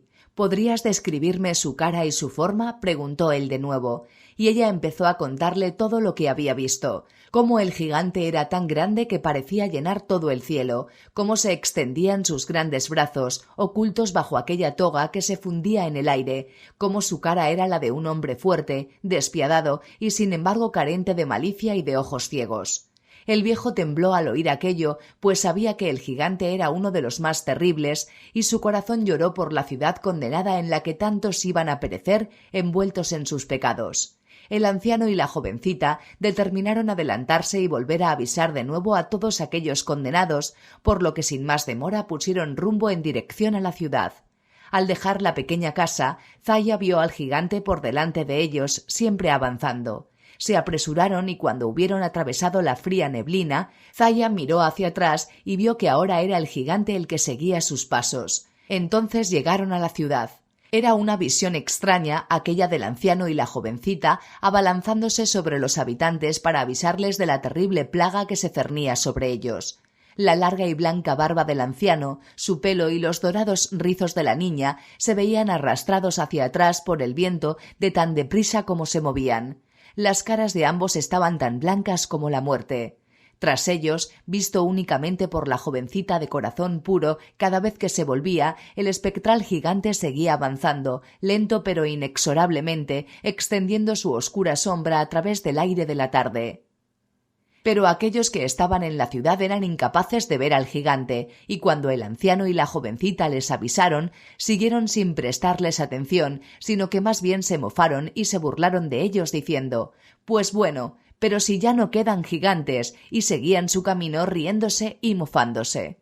Entonces el anciano se alzó entre ellos, elevándose sobre el primer escalón de la gran fuente con la jovencita a su lado, y habló de la siguiente manera: «Oh pueblo, habitantes de esta tierra, os avisamos con tiempo. Esta niña de corazón puro, junto a cuya inocencia hasta los pájaros que temen a los hombres y a las mujeres se reúnen en paz, ha visto esta noche en el cielo la forma de un gigante que avanza sin cesar, amenazando nuestra ciudad. Creed, oh creed, y daos por avisados mientras aún podáis. También para mí, al igual que para vosotros, el cielo aparece raso, y sin embargo ved que creo. Escuchadme, pese a ignorar que otro gigante había invadido nuestro país, me encontraba sentado pensativamente en mi vivienda, y sin causa ni motivo mi corazón se vio asaltado por un repentino temor por la seguridad de nuestra ciudad. Me levanté y escruté tanto el norte como el sur, el este y el oeste, arriba y abajo, y sin embargo no pude ver indicio alguno de peligro, de modo que me dije: «Mis ojos están empañados por 100 años de observar y esperar, de modo que no puedo ver. Y pese a todo, oh pueblo, habitantes de esta tierra, aunque un siglo haya empañado mis ojos exteriores, también ha agudizado mis ojos internos, los ojos del alma». De nuevo busqué y, allí, esta jovencita estaba arrodillada, implorándole a un gigante al que yo no podía ver que no hiciese mal alguno a esta ciudad. Pero él no la oyó, o si la oyó, nada respondió, y ella se derrumbó. Y aquí hemos venido para avisaros. Por allí, dice la joven, el gigante sigue avanzando hasta aquí. Oh, daos por avisados a tiempo. Pero aún así la gente siguió sin hacerles caso, solo se burlaban y se mofaban aún más diciendo: «Vaya, tanto la doncella como el viejo han perdido la chaveta», antes de seguir su camino hasta sus casas para continuar bailando y festejando como siempre. Entonces llegaron los gamberros y les hicieron burlas y les dijeron a Zaya que había perdido sus pájaros y que por eso se había vuelto loca, y se inventaron canciones y las cantaron mientras bailaban a su alrededor. Entonces, profundamente entristecido, el anciano se levantó, tomó a la jovencita de la mano y se la llevó hacia las zonas deshabitadas, y la acogió en su casa construida con grandes piedras. Aquella noche Zaya durmió arropada por el dulce olor de las hierbas secas, y el anciano estrechó su mano para que no tuviese miedo. Por la mañana, Zaya se despertó pronto y llamó al anciano, que se había dormido sobre su silla. La jovencita se acercó a la puerta y miró al exterior. Entonces una emoción de alegría inundó su corazón, ya que frente a la puerta, como si estuvieran esperando para verla, se sentaban todos sus pajaritos y otros muchos más. Cuando los pájaros la vieron, cantaron un par de notas estridentes y alegres, y volaron alocada y alegremente, algunos de ellos agitando muy rápidamente las alas y con una apariencia tan graciosa que ella no pudo evitar echarse a reír. Cuando Noal y Zaya hubieron tomado su frugal desayuno y les hubieron dado un poco a sus alados amiguitos, partieron con los corazones entristecidos hacia la ciudad para intentar avisar nuevamente a la gente. Los pájaros les siguieron revoloteando a su alrededor, y para alegrarles cantaron tan deliciosamente como pudieron, aunque sus corazoncitos también estuvieran apesadumbrados. Mientras caminaban, vieron frente a ellos al gran gigante sombrío que ya había alcanzado los mismos confines de la ciudad.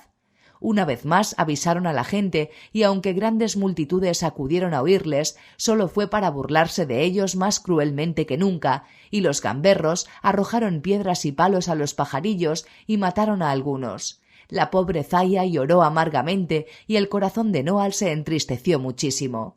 Tras un tiempo, cuando se hubieron separado de la fuente, Zaya miró al cielo y se sorprendió gratamente, ya que por ninguna parte se veía el enorme gigante sombrío. Gritó llena de gozo y la gente siguió riéndose, diciendo: «Mírala qué lista, ahora que ve que nadie va a creerla, hace como si el gigante se hubiera marchado». La rodearon haciendo chanzas y algunos dijeron: «Pongámosla bajo la fuente y démosle un buen chapuzón, como lección para otros mentirosos que intenten asustarnos».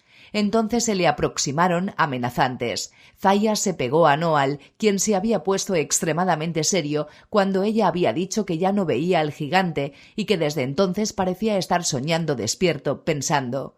Pero al notar el tacto de la niña volvió en sí y habló con rudeza a la gente, rechazándola. Pero la multitud empezó a gritarle también a él y a decir que ya que había colaborado con Zaya en su mentira, también él debería recibir su parte de castigo, y avanzaron hacia ellos con la intención de sujetarles.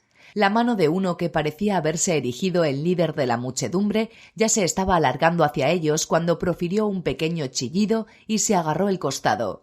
Mientras los demás le contemplaban asombrados, lanzó un grito de dolor y empezó a chillar de un modo horrible. Incluso mientras la gente miraba, su cara se fue ennegreciendo más y más, y el hombre se desplomó frente a ellos, contorsionándose agónicamente. Después murió. Todos los presentes empezaron a gritar aterrorizados y emprendieron la huida chillando: «¡El gigante! ¡El gigante! ¡Está entre nosotros!». El miedo era tanto mayor cuanto que no podían verle.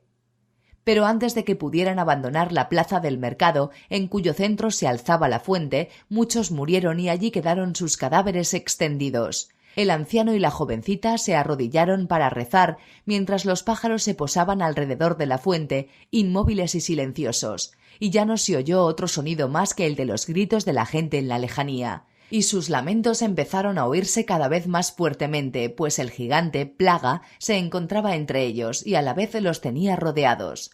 No había escapatoria, era demasiado tarde para huir. ¡Ay! En el país bajo el crepúsculo hubo tanto que lamentar aquel día.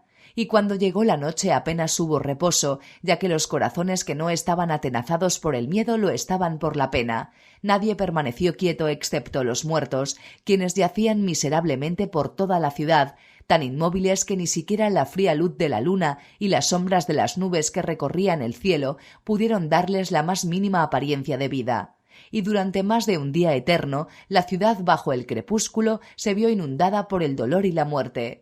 Noal y Zaya hicieron todo lo que pudieron por ayudar a los pobres, pero incluso eso resultaba difícil, ya que el gigante invisible seguía entre ellos, recorriendo la ciudad de una punta a la otra, de modo que nadie sabía cuál iba a ser el siguiente lugar en ser tocado por su helada mano.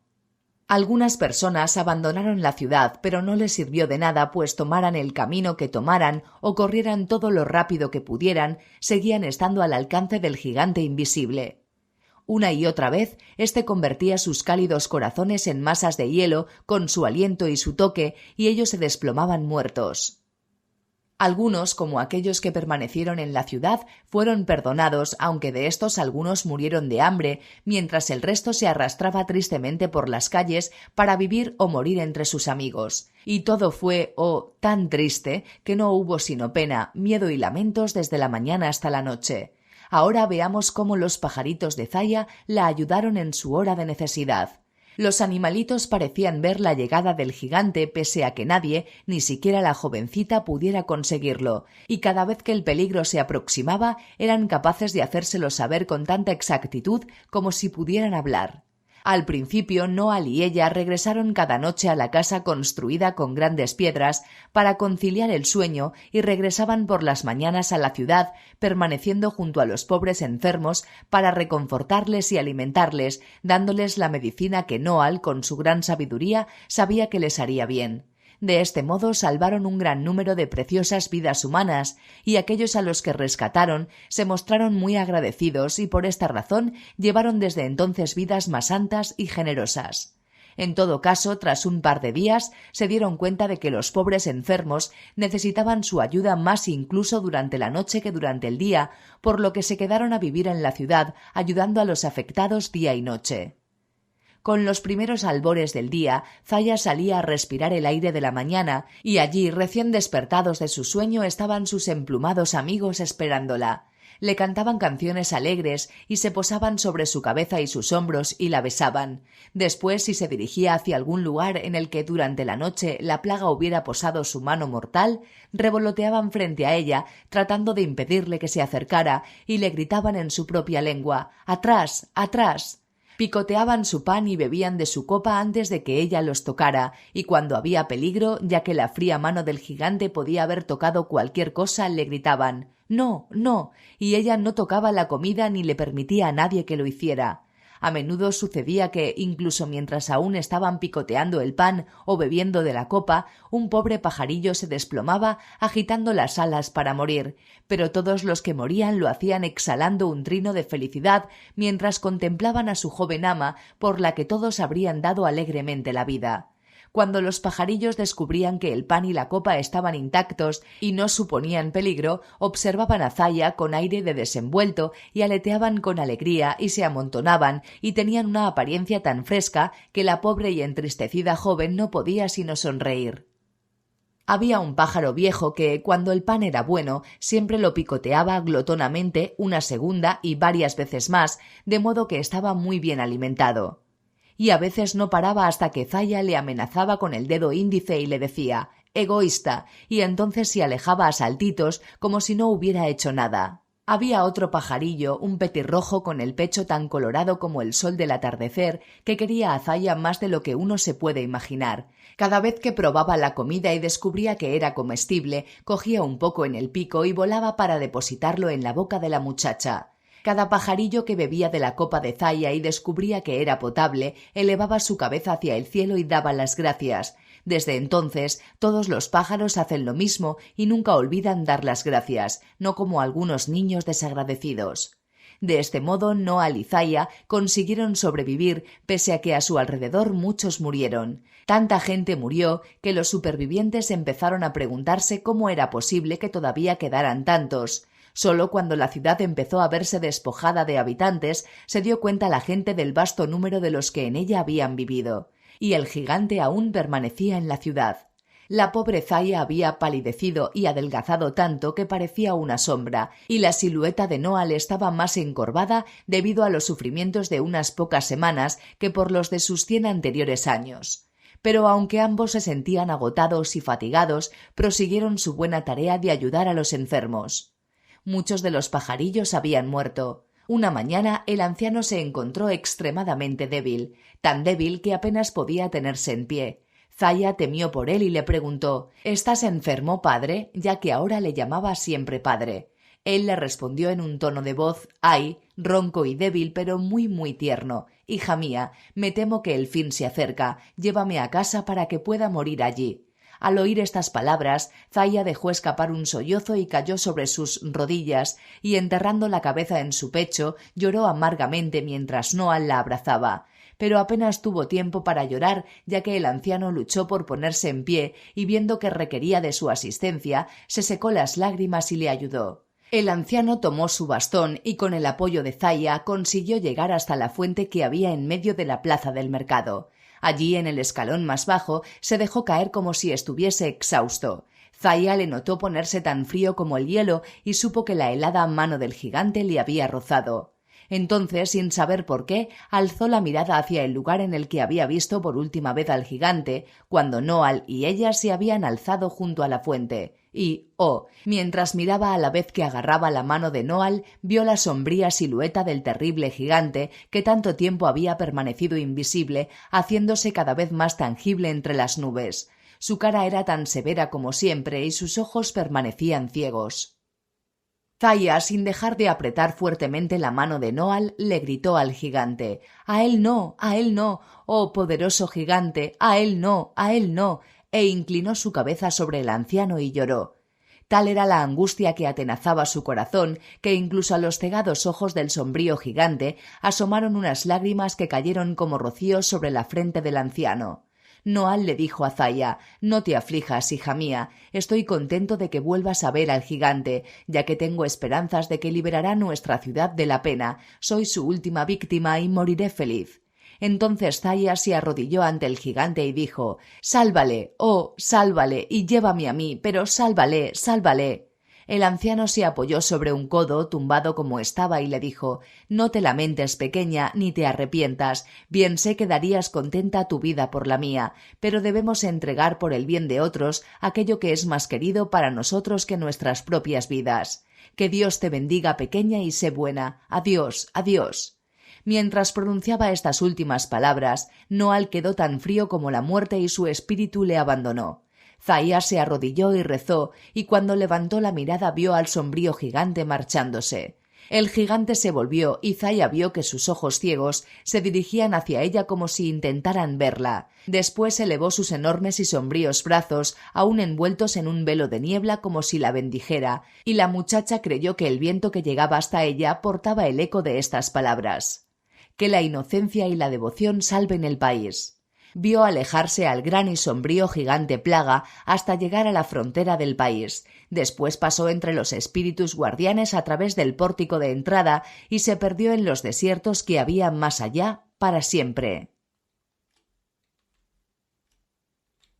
Los dualistas o la funesta muerte de los gemelos. 1. Vis dat qui non cito dat. Nota: el que no da pronto da dos veces. Nota del traductor. Fin de nota. En casa de los Bub reinaba la alegría. Durante 10 largos años, Efraim y Sofonisba Bub se habían lamentado en vano de su soledad. Inaccesibles al desaliento, habían contemplado una y otra vez las tiendas de ropa de bebé y habían fijado sus miradas deseosas en los almacenes de los mimbreros, donde las cunas colgaban en tentadoras filas. En vano habían rezado y suspirado y farfullado y deseado y esperado y llorado, sin recibir nunca ni el más mínimo atisbo de esperanza por parte de su médico de cabecera. Pero ahora, al fin, el tan deseado momento había llegado. Un mes había sucedido al otro con exasperante lentitud y los días habían seguido perezosamente su curso.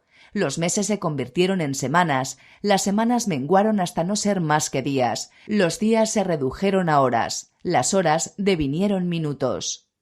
Los minutos se desvanecieron lentamente y ya no faltaban sino segundos. Efraim Bub se sentó encogido en la escalera e intentó agudizar el oído preparándose para escuchar el compás de la maravillosa música que sin duda surgiría de los labios de su primogénito. En la casa reinaba el silencio, ese silencio mortal propio de la calma que precede al ciclón. ¡Ay, Efraim Bub! Poco podías tú imaginar que el momento que se aproxima podría destruir para siempre tu pacífica y feliz existencia y descubrir ante tus ansiosos ojos los portales de ese maravilloso país en el que la infancia reina suprema y en la que al niño guión tirano le basta con un ademán de su manita y el triple de su vocecita para sentenciar a sus padres a la tumba mortal bajo el foso del castillo. Palideces tan pronto como te asalta la idea, cómo tiemblas al descubrirte al borde del abismo, cómo desearías poder cambiar el pasado. Pero escucha, para bien o para mal, la suerte está echada. Los largos años de rezos y súplicas han llegado a su fin. Desde el interior de la habitación llega un llanto agudo que se repite poco después. Ah, Efraim, este llanto es el tenue esfuerzo de unos labios infantiles, inhabituados todavía a nuestra ruda y mundana forma de hablar, que intentan pronunciar la palabra padre. Precisamente en el momento más vívido de tu ensoñación, olvidas todas tus dudas, y cuando el doctor avanza hacia ti como portador de la felicidad, te encuentra radiante de satisfacción recién adquirida. Mi querido amigo, permítame que le felicite. Por partida doble. Señor Bub, es usted padre de 2 gemelos. 2. Días de Alción. Los gemelos eran los niños más buenos que jamás habían existido, o eso decían al menos los cognoscenti, y los padres no tardaron en creérselo. La opinión de la niñera fue una prueba en sí misma. No se trataba, señora, de que fueran buenos para ser gemelos, sino que eran buenos para ser niños, y ella debía de saberlo, no en vano había cuidado muchísimos en sus buenos tiempos, gemelos y no gemelos. Todo lo que pedían era que les cortasen las piernecitas y se les pusieran unas alitas en sus adorables hombritos para poder colocarse uno a cada lado de una lápida de mármol blanco, bellamente tallada y consagrada a los restos de Efraim Bub. Vaya si podrían, sí señor, si se diera el caso de que la esposa sobreviviese al padre de tan encantadores gemelos, pero se atrevería a decir, sin ánimo de ofender, que aunque un pelín o dos más mayor que su buena mujer, el señor Bubb seguía siendo un caballero de lo más apuesto, y había oído que los caballeros nunca son demasiado mayores. Además, por su parte, ella los prefería así. No le gustaban los muchachos descerebrados. Claro que al padre de aquellos gemelos tan celestiales, Dios los bendiga, no se le podía calificar de otro modo que no fuese de muchacho, aunque, al menos que ella supiera, nunca muchacho alguno había tenido unos gemelos como aquellos, ni de ningún otro tipo, por cierto. Los padres idolatraban a sus gemelos, eran al mismo tiempo su alegría y su tristeza. Que Zerubabel tosía, allí estaba Efraim, arrancado de su balsámico sueño con un agónico sollozo de consternación debido a que las visiones de innumerables gemelos asfixiados y de ennegrecidos rostros acosaban su almohada. Que Zacaría lloriqueaba, hasta la cuna se apresuraba Sonofisba con el rostro pálido y los rizos desordenados. Ya fueran torturadores alfileres o cordeles, o irritantes moscas y franelas, o luz deslumbrante, o atemorizante oscuridad, o hambre o sed, lo que asaltara a la sincrónica progenie, el hogar de los Bubb se vio privado de sus horas de sueño y la rutina de las tareas domésticas cambió.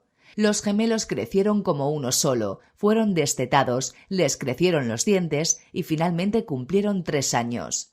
Crecieron bellos uno junto al otro, llenaron un hogar, etc. 3. Rumores de guerra.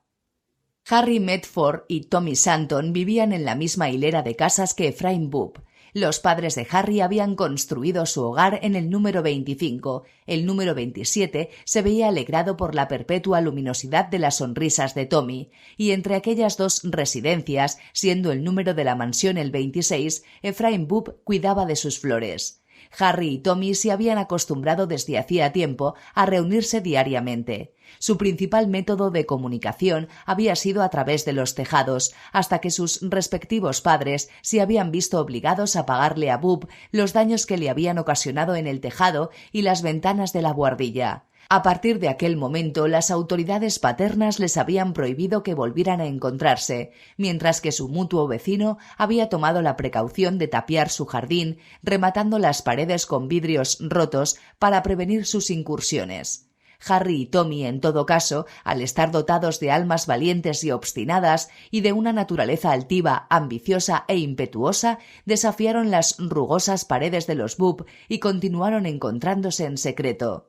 Comparados con estos dos jóvenes, Castor y Pollux, Damón y Pitias, Eloísa y Abelardo, no eran sino insípidos ejemplos de constancia y amistad. Todos los poetas, desde Higinio hasta Schiller, podrían cantar todas las nobles gestas y los desesperados peligros desafiados en el nombre de la amistad, pero se habrían quedado mudos de haber conocido el mutuo afecto de Harry y Tommy. Día tras día y a menudo noche tras noche se enfrentaban a los peligros representados por su niñera, su padre y su madre, y desafiaban la correa y el encierro, el hambre y la sed, y la soledad y las tinieblas para encontrarse. Lo que hablaban en secreto por nadie era sabido. Qué hechos perpetraban en sus simposios al amparo de la oscuridad nadie pudo decirlo. Se encontraban a solas, permanecían a solas y a solas regresaban a sus respectivas viviendas. En el jardín de los Bubb había una glorieta recubierta de plantas trepadoras y rodeada por unos álamos jóvenes que el orgulloso padre había plantado el día en el que habían nacido sus hijos y cuyo rápido crecimiento había observado con satisfacción. Aquellos árboles ocultaban un cenador, y ahí era donde Harry y Tommy, sabedores gracias a una cuidadosa observación de que nadie entraba en el lugar, celebraban sus cónclaves. Una y otra vez se encontraban con completa seguridad y se lanzaban, como de costumbre, a la búsqueda del placer. Descorramos el misterioso velo y veamos cuál era el gran desconocido ante cuyo altar se arrodillaban. A Harry y a Tommy les habían regalado por Navidad una navaja nueva a cada uno, y durante mucho tiempo, casi un año, aquellas navajas, similares en tamaño y forma, fueron su principal fuente de deleite. Con ellas podían cortar y tajar en sus respectivas casas todo aquello que pudiera pasar inadvertido, ya que los caballeretes eran prudentes y no tenían deseos de que aquellos momentos de placer se convirtieran en dolorosos tormentos. los interiores de los cajones y de los escritorios y de las cajas, los bajos de las mesas y las sillas, las partes traseras de los cuadros, incluso los suelos, donde las esquinas de las alfombras podían retirarse subrepticiamente. Todo ello llevaba el sello de su habilidad artesana. Comparar notas sobre aquellos triunfos artísticos era una fuente de regocijo. A la larga, sin embargo, llegó un momento crítico. Había que abrir un nuevo campo de acción, ya que los viejos apetitos estaban completamente saciados y los viejos placeres habían empezado a palidecer. Era absolutamente necesario que los esquemas de destrucción existentes se vieran aumentados, y sin embargo aquello apenas podía llevarse a cabo sin un terrible riesgo de ser descubiertos, ya que se habían alcanzado y sobrepasado los límites de seguridad. Pero fuese el riesgo pequeño o grande, había que abrir un nuevo campo, encontrar un nuevo placer, ya que la antigua tierra se había vuelto estéril, y el ansia de satisfacciones crecía fieramente en su interior a cada día que pasaba. La crisis había empezado. ¿Quién podrá predecir el resultado? 4. Que suene la fanfarria. Se encontraron en el cenador dispuestos a debatir aquel asunto tan grave. El corazón de ambos latía con los estampidos de una revolución, sus cabezas estaban llenas de intrigas y estrategias, y sus bolsillos estaban repletos de dulces, más dulces aún por el hecho de haber sido robados. Tras haber despachado los caramelos, los conspiradores pasaron a explicarse sus respectivas visiones sobre la necesidad de ensanchar sus horizontes artísticos. Tommy reveló orgulloso un plan que se le había ocurrido en relación a los agujeros que podrían hacer en la caja de resonancia del piano, de modo que sus propiedades musicales quedasen destruidas. Harry no se quedaba atrás en ningún momento con sus ideas de reforma. Había perpetrado el proyecto de cortar por la parte de atrás el lienzo del retrato de su bisabuelo, tenido en alta estima por su padre entre sus lares y penates, de tal modo que cuando el cuadro se moviese, la capa de pintura se resquebrajase y la cabeza se separase del resto del cuerpo. Llegados a aquel punto del consejo, a Tommy se le ocurrió una idea brillante. ¿Por qué razón deberíamos privarnos de un doble disfrute y no sacrificar en el altar de nuestro placer tanto los instrumentos musicales como los retratos de nuestras familias en ambas casas? De este modo se pusieron de acuerdo y el encuentro quedó suspendido debido a la proximidad de la cena. Cuando volvieron a encontrarse, resultó evidente que había alguna pieza que no acababa de encajar en el esquema, que algo se estaba pudriendo en Dinamarca. Tras un intercambio de esgrima verbal, se desveló que todos los planes de reforma doméstica habían quedado frustrados por la vigilancia maternal y que tan fuerte había sido la reprimenda debido a un descubrimiento parcial de sus esquemas que éstos deberían abandonarse, al menos por el momento, hasta que una mayor fuerza física permitiese a los reformadores reírse hasta la burla de amenazas y mandatos paternos. Embargados por la tristeza, los desolados muchachos tomaron sus navajas y las contemplaron con respeto. Afligidos, pensaron, como lo hiciese Otelo, en la desaparición de todas sus oportunidades de alcanzar el honor, el triunfo y la gloria. Compararon sus navajas con un cariño propio de padres seniles. Allí estaban, tan parecidas en tamaño y fuerza y belleza, sin empañar por la corrosión, impolutas y con un filo intacto y tan agudo como el de la espada de Saladino. Tan parecidas eran sus navajas que, de no haber sido por las iniciales grabadas en los mangos, ninguno de los chicos podría haber estado completamente seguro de cuál de las dos era la suya. Al poco empezaron a alardear el uno frente al otro de la superior excelencia de sus respectivas armas. Tommy insistió en que la suya estaba más afilada. Harry afirmó que la suya era la más resistente. La guerra de palabras creció en intensidad. Los temperamentos de Harry y de Tommy se inflamaron y sus pechos juveniles se alumbraron con hombrunos pensamientos de odio y atrevimiento. Pero aquella tarde se vio invadida por el espíritu de una era perdida en el tiempo, un espíritu que penetró incluso en el sombrío cenador de los Bubb y que susurró en el oído de cada uno de ellos un esquema de sufrimiento tan viejo como el mundo, poniendo fin a la disputa de inmediato.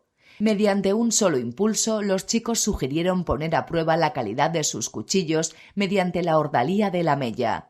Tan pronto como se hubieron puesto de acuerdo, Harry colocó la hoja de su navaja hacia arriba y Tommy, agarrando firmemente la suya, blandió su hoja golpeándola contra la de Harry. Después se invirtió el proceso y Harry se convirtió en agresor. Entonces se detuvieron y contemplaron ansiosamente el resultado. No era difícil de ver. En cada navaja habían aparecido dos grandes muescas de igual tamaño, de modo que fue necesario reanudar la competición en busca de pruebas más concluyentes. ¿Qué necesidad hay de relatar minuciosamente los detalles de tan fatal disputa? Hacía tiempo que el sol se había puesto y la luna se había alzado sobre el tejado de los Bubb, exhibiendo una bella sonrisa cuando, agotados y molidos, Harry y Tommy se retiraron a sus respectivas casas. ¡Ay! El esplendor de las hojas se había desvanecido para siempre. ¡Maldición! ¡Maldición! Su gloria se había esfumado y ya nada quedaba, salvo dos ruinas inútiles con las hojas completamente melladas y parecidas a nada salvo a las serradas colinas de España. Pero aunque lamentaron la pérdida de sus tan apreciadas armas, los corazones de los muchachos se regocijaron, pues el día que acababa de marcharse les había descubierto un nuevo método de obtener placer tan ilimitado como el horizonte. 5. La primera cruzada. Aquel día una nueva era amaneció en las vidas de Harry y Tommy. Mientras los recursos materiales de sus padres pudieran mantenerlo, su nuevo entrenamiento continuaría. Con extremo sigilo fueron tomando posesión de los componentes menos utilizados de la cubertería de su familia y los fueron llevando uno a uno a sus Rended Bows. Y aunque salieron perfectamente e inmaculados del santuario que suponía la alacena del mayordomo, no volvieron del mismo modo. Pero con el transcurrir del tiempo la cantidad de cuchillos disponibles se fue agotando y de nuevo las inventivas facultades de los jóvenes tuvieron que volver a ponerse en marcha. Razonaron de la siguiente manera. El juego de los cuchillos, es cierto, se ha agotado, pero la excitación provocada por las mellas aún perdura. Adaptemos, por lo tanto, esta estupenda idea a nuevos mundos. Sigamos viviendo bajo el resplandor del placer. Continuemos jugando a mellar, pero usemos otros objetos además de los cuchillos. Así se hizo. Ningún cuchillo volvió a llamar la atención de los ambiciosos jóvenes. Las cucharas y los tenedores, sin embargo, pasaron a ser golpeados y aplastados hasta la deformidad. Los pimenteros se enfrentaron a otros pimenteros en el campo de batalla y todos fueron retirados agonizantes del mismo. Los candelabros pelearon entre sí para no volver a encontrarse a este lado de la tumba. Incluso los fruteros fueron utilizados como armas en la cruzada del mellado. Al fin todos los recursos de la alacena del mayordomo se agotaron, por lo que dio inicio un sistema de destrucción variada que en poco tiempo demostró ser ruinosa para los hogares de Harry y Tommy. La señora Sandton y la señora Merford empezaron a darse cuenta de que los desgarrones y las roturas que asolaban sus hogares eran excesivos. Un día tras otro se sucedían las calamidades domésticas. Hoy una valiosa edición de un libro, cuya lujosa encuadernación le habría hecho merecedor de ser expuesto en público, parecía haber sufrido la peor fortuna posible, ya que los bordes estaban aplastados y rotos, y el lomo aparecía completamente desgarrado. Mañana el mismo funesto destino le estaba predestinado a una miniatura. Al día siguiente las patas de una silla o de una mesa mostrarían indicios de severo maltrato. Incluso en el cuarto de juegos de los niños se oyeron lamentos. Se había convertido ya en una rutina diaria el que las niñas dejaran a sus muñecas tumbadas sobre sus camitas con cariño y cuidado cuando tenían que irse a dormir, para encontrarlas tras su descanso privadas de toda su belleza, con las piernas y los brazos amputados y los rostros golpeados más allá de toda semblanza humana. Entonces empezaron a desaparecer las piezas de la vajilla. El ladrón no pudo ser descubierto y los sueldos de la servidumbre empezaron a sufrir descuentos hasta llegar a ser más nominales que reales.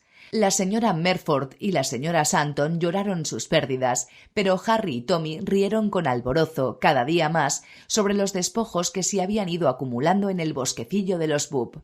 Hasta tal punto se había ido apoderando en sus mentes el disfrute por el mellado que se había convertido en un capricho, en una locura, en un frenesí.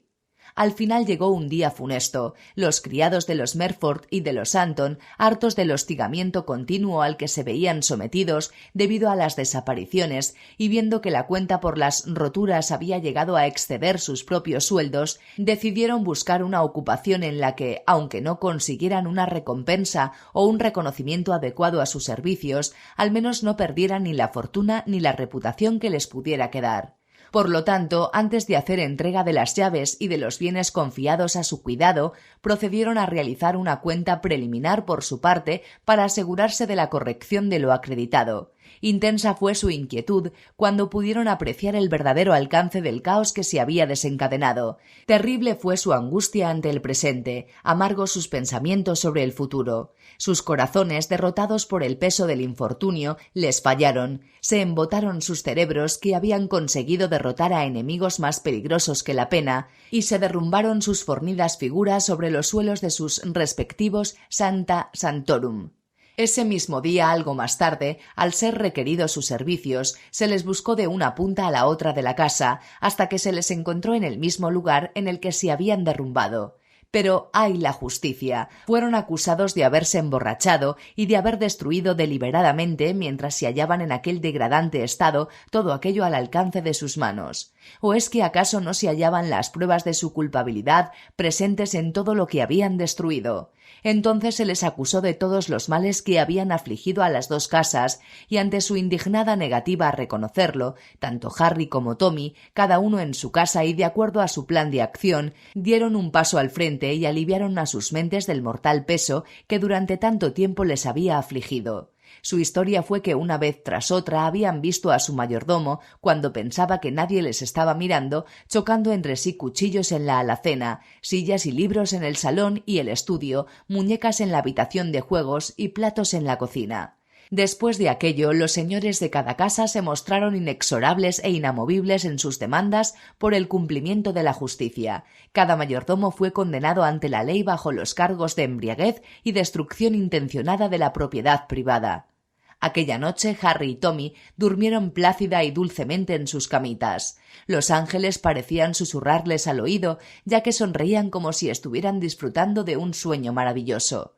Las recompensas dadas por sus orgullosos y agradecidos padres yacían en sus bolsillos, y en sus corazones se agolpaba la feliz conciencia de haber cumplido con su deber. Así de dulce debería ser el sueño de los justos. 6. Deja que los muertos entierren a sus muertos. Se podría suponer que Harry y Tommy aprovecharon aquellas circunstancias para olvidar sus desmanes, pero no fue así. Las mentes de aquellos dos jóvenes no eran ordinarias en lo más mínimo, y tampoco sus almas estaban compuestas de una naturaleza tan endeble como para arredrarse ante las primeras muestras de necesidad. Como Nelson desconocían el miedo, como Napoleón creían que imposible era el adjetivo usado por los idiotas, y se regodeaban en la gloriosa verdad de que en el léxico de la juventud no entra la palabra fracaso. Por lo tanto, un día después del éclaircissement de los delitos de los mayordomos, se reunieron en la glorieta para planear una nueva campaña. En el momento en que más negras se les presentaban las cosas y en que los estrechos muros de la posibilidad los mantenían fuera de sus límites, las deliberaciones de los impávidos jóvenes encontraron un rumbo a seguir. Ya hemos jugado con los objetos inanimados e inertes. ¿Por qué no pasar a los dominios de lo vivo? Los muertos ya se han deslizado hacia el pasado remoto y olvidado, que los vivos se anden con cuidado.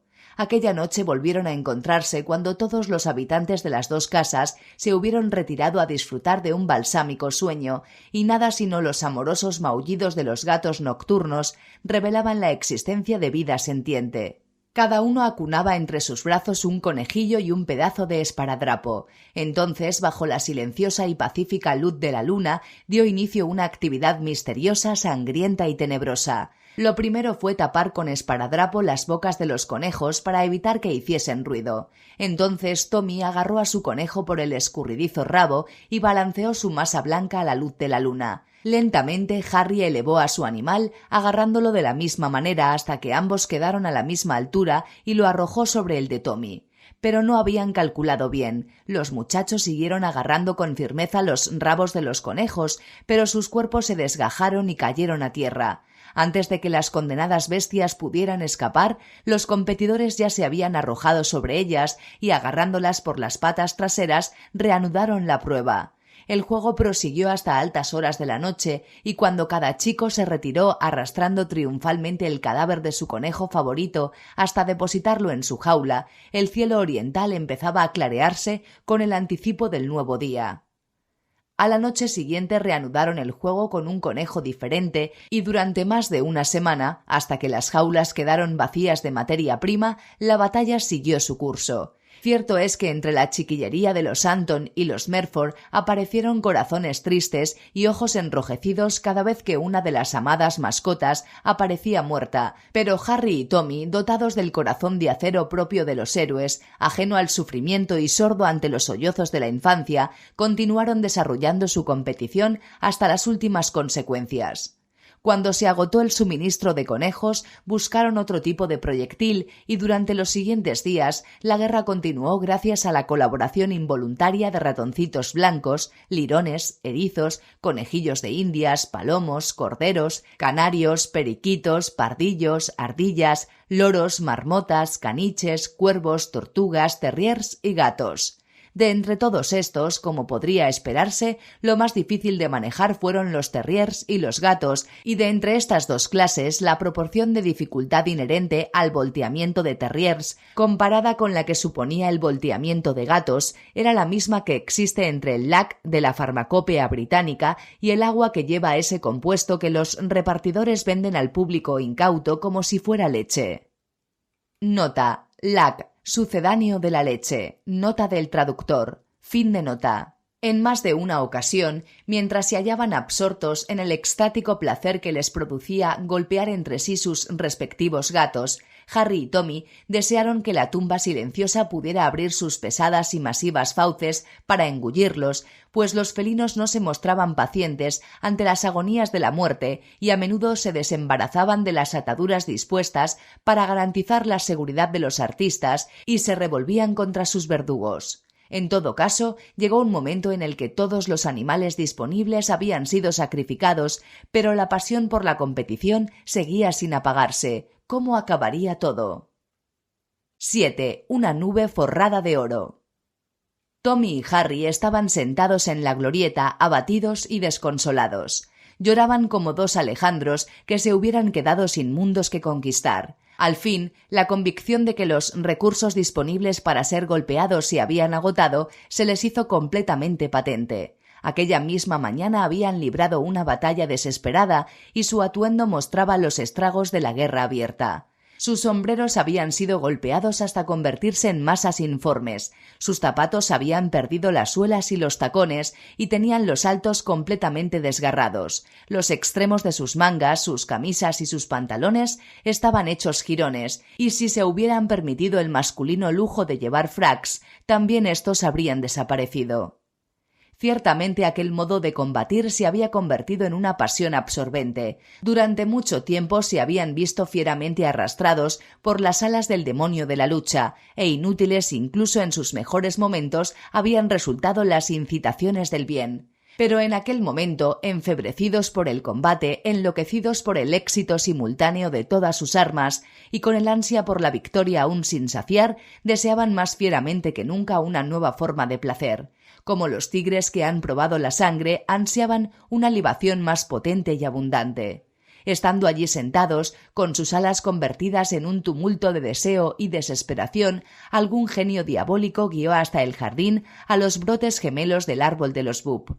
Cogidos de la mano, Zacaría y Zerubabel salían por la puerta trasera, habían burlado la vigilancia de sus niñeras y, siguiendo el instinto explorador de la humanidad, avanzaban osados hacia el gran mundo, la terra incógnita, la última tule del dominio paterno. Poco a poco se acercaron al grupo de álamos, tras el que se ocultaban los ansiosos ojos de Harry y Tommy, que observaban su avance, ya que los muchachos sabían que las niñeras solían reunirse allá donde estuviesen los gemelos y temían ser descubiertos si se les cortaba la retirada. Era una imagen conmovedora la de aquellos adorables bebés, idénticos en forma, rostro, tamaño, expresión y vestimenta, tan parecidos que uno no podría decir quién era quién. Cuando Harry y Tommy advirtieron aquella sorprendente semejanza, se miraron entre sí y, agarrándose por los hombros, hablaron en susurros. «Diablos, pero si son idénticos, esta será la apoteosis de nuestro arte». Con la excitación grabada en sus rostros y las manos temblando, establecieron sus planes para atraer a los confiados gemelos hasta los límites interiores de su matadero y tuvieron tanto éxito que en breve los gemelos habían avanzado tambaleándose hasta quedar detrás del círculo de álamos, fuera del campo de visión de la mansión de sus padres. Harry y Tommy no eran conocidos en el vecindario por su amabilidad ni por su buen comportamiento en sus casas, pero ver el modo amable en el que se dirigieron a los indefensos bebés habría hecho las delicias del corazón de cualquier filántropo. Mediante sonrisas, palabras traviesas y dulces artimañas, les atrajeron hasta el interior del cenador. Después, con el pretexto de columpiarlos por el aire de ese modo que les encanta a los niños, los levantaron del suelo. Tommy agarró a Zacaría, que sonreía con su carita de luna en dirección a las telarañas que se acumulaban en el techo del cenador, y Harry, con gran esfuerzo, alzó al querúbico Zerubabel. Ambos se prepararon para acometer una gran empresa, Harry para golpear, Tommy para recibir el impacto, y entonces pudo verse la figura de Zerubabel girando en el aire alrededor de la cara iluminada y decidida de Harry. Se oyó un impacto repugnante y el brazo de Tommy cedió visiblemente. El blanco rostro de Zerubabel había golpeado de lleno contra el de Zacaría, ya que Tommy y Harry eran para entonces unos artistas con demasiada experiencia como para fallar un objetivo tan evidente. Las narices se desmigaron como si fuesen de barro, las carnosas mejillas quedaron durante un momento completamente aplanadas para separarse después empapadas de sangre. De inmediato, el firmamento quedó rasgado por una serie de gritos tan terribles que podrían haber despertado a los muertos. Desde el interior de la casa de los Boop llegaron los ecos de las voces de los padres y de sus pasos. Al oír el ruido de los pies apresurarse a través de la mansión, Harry le dijo a Tommy: «Estarán aquí en un momento, subamos al tejado del establo y retiremos la escalera».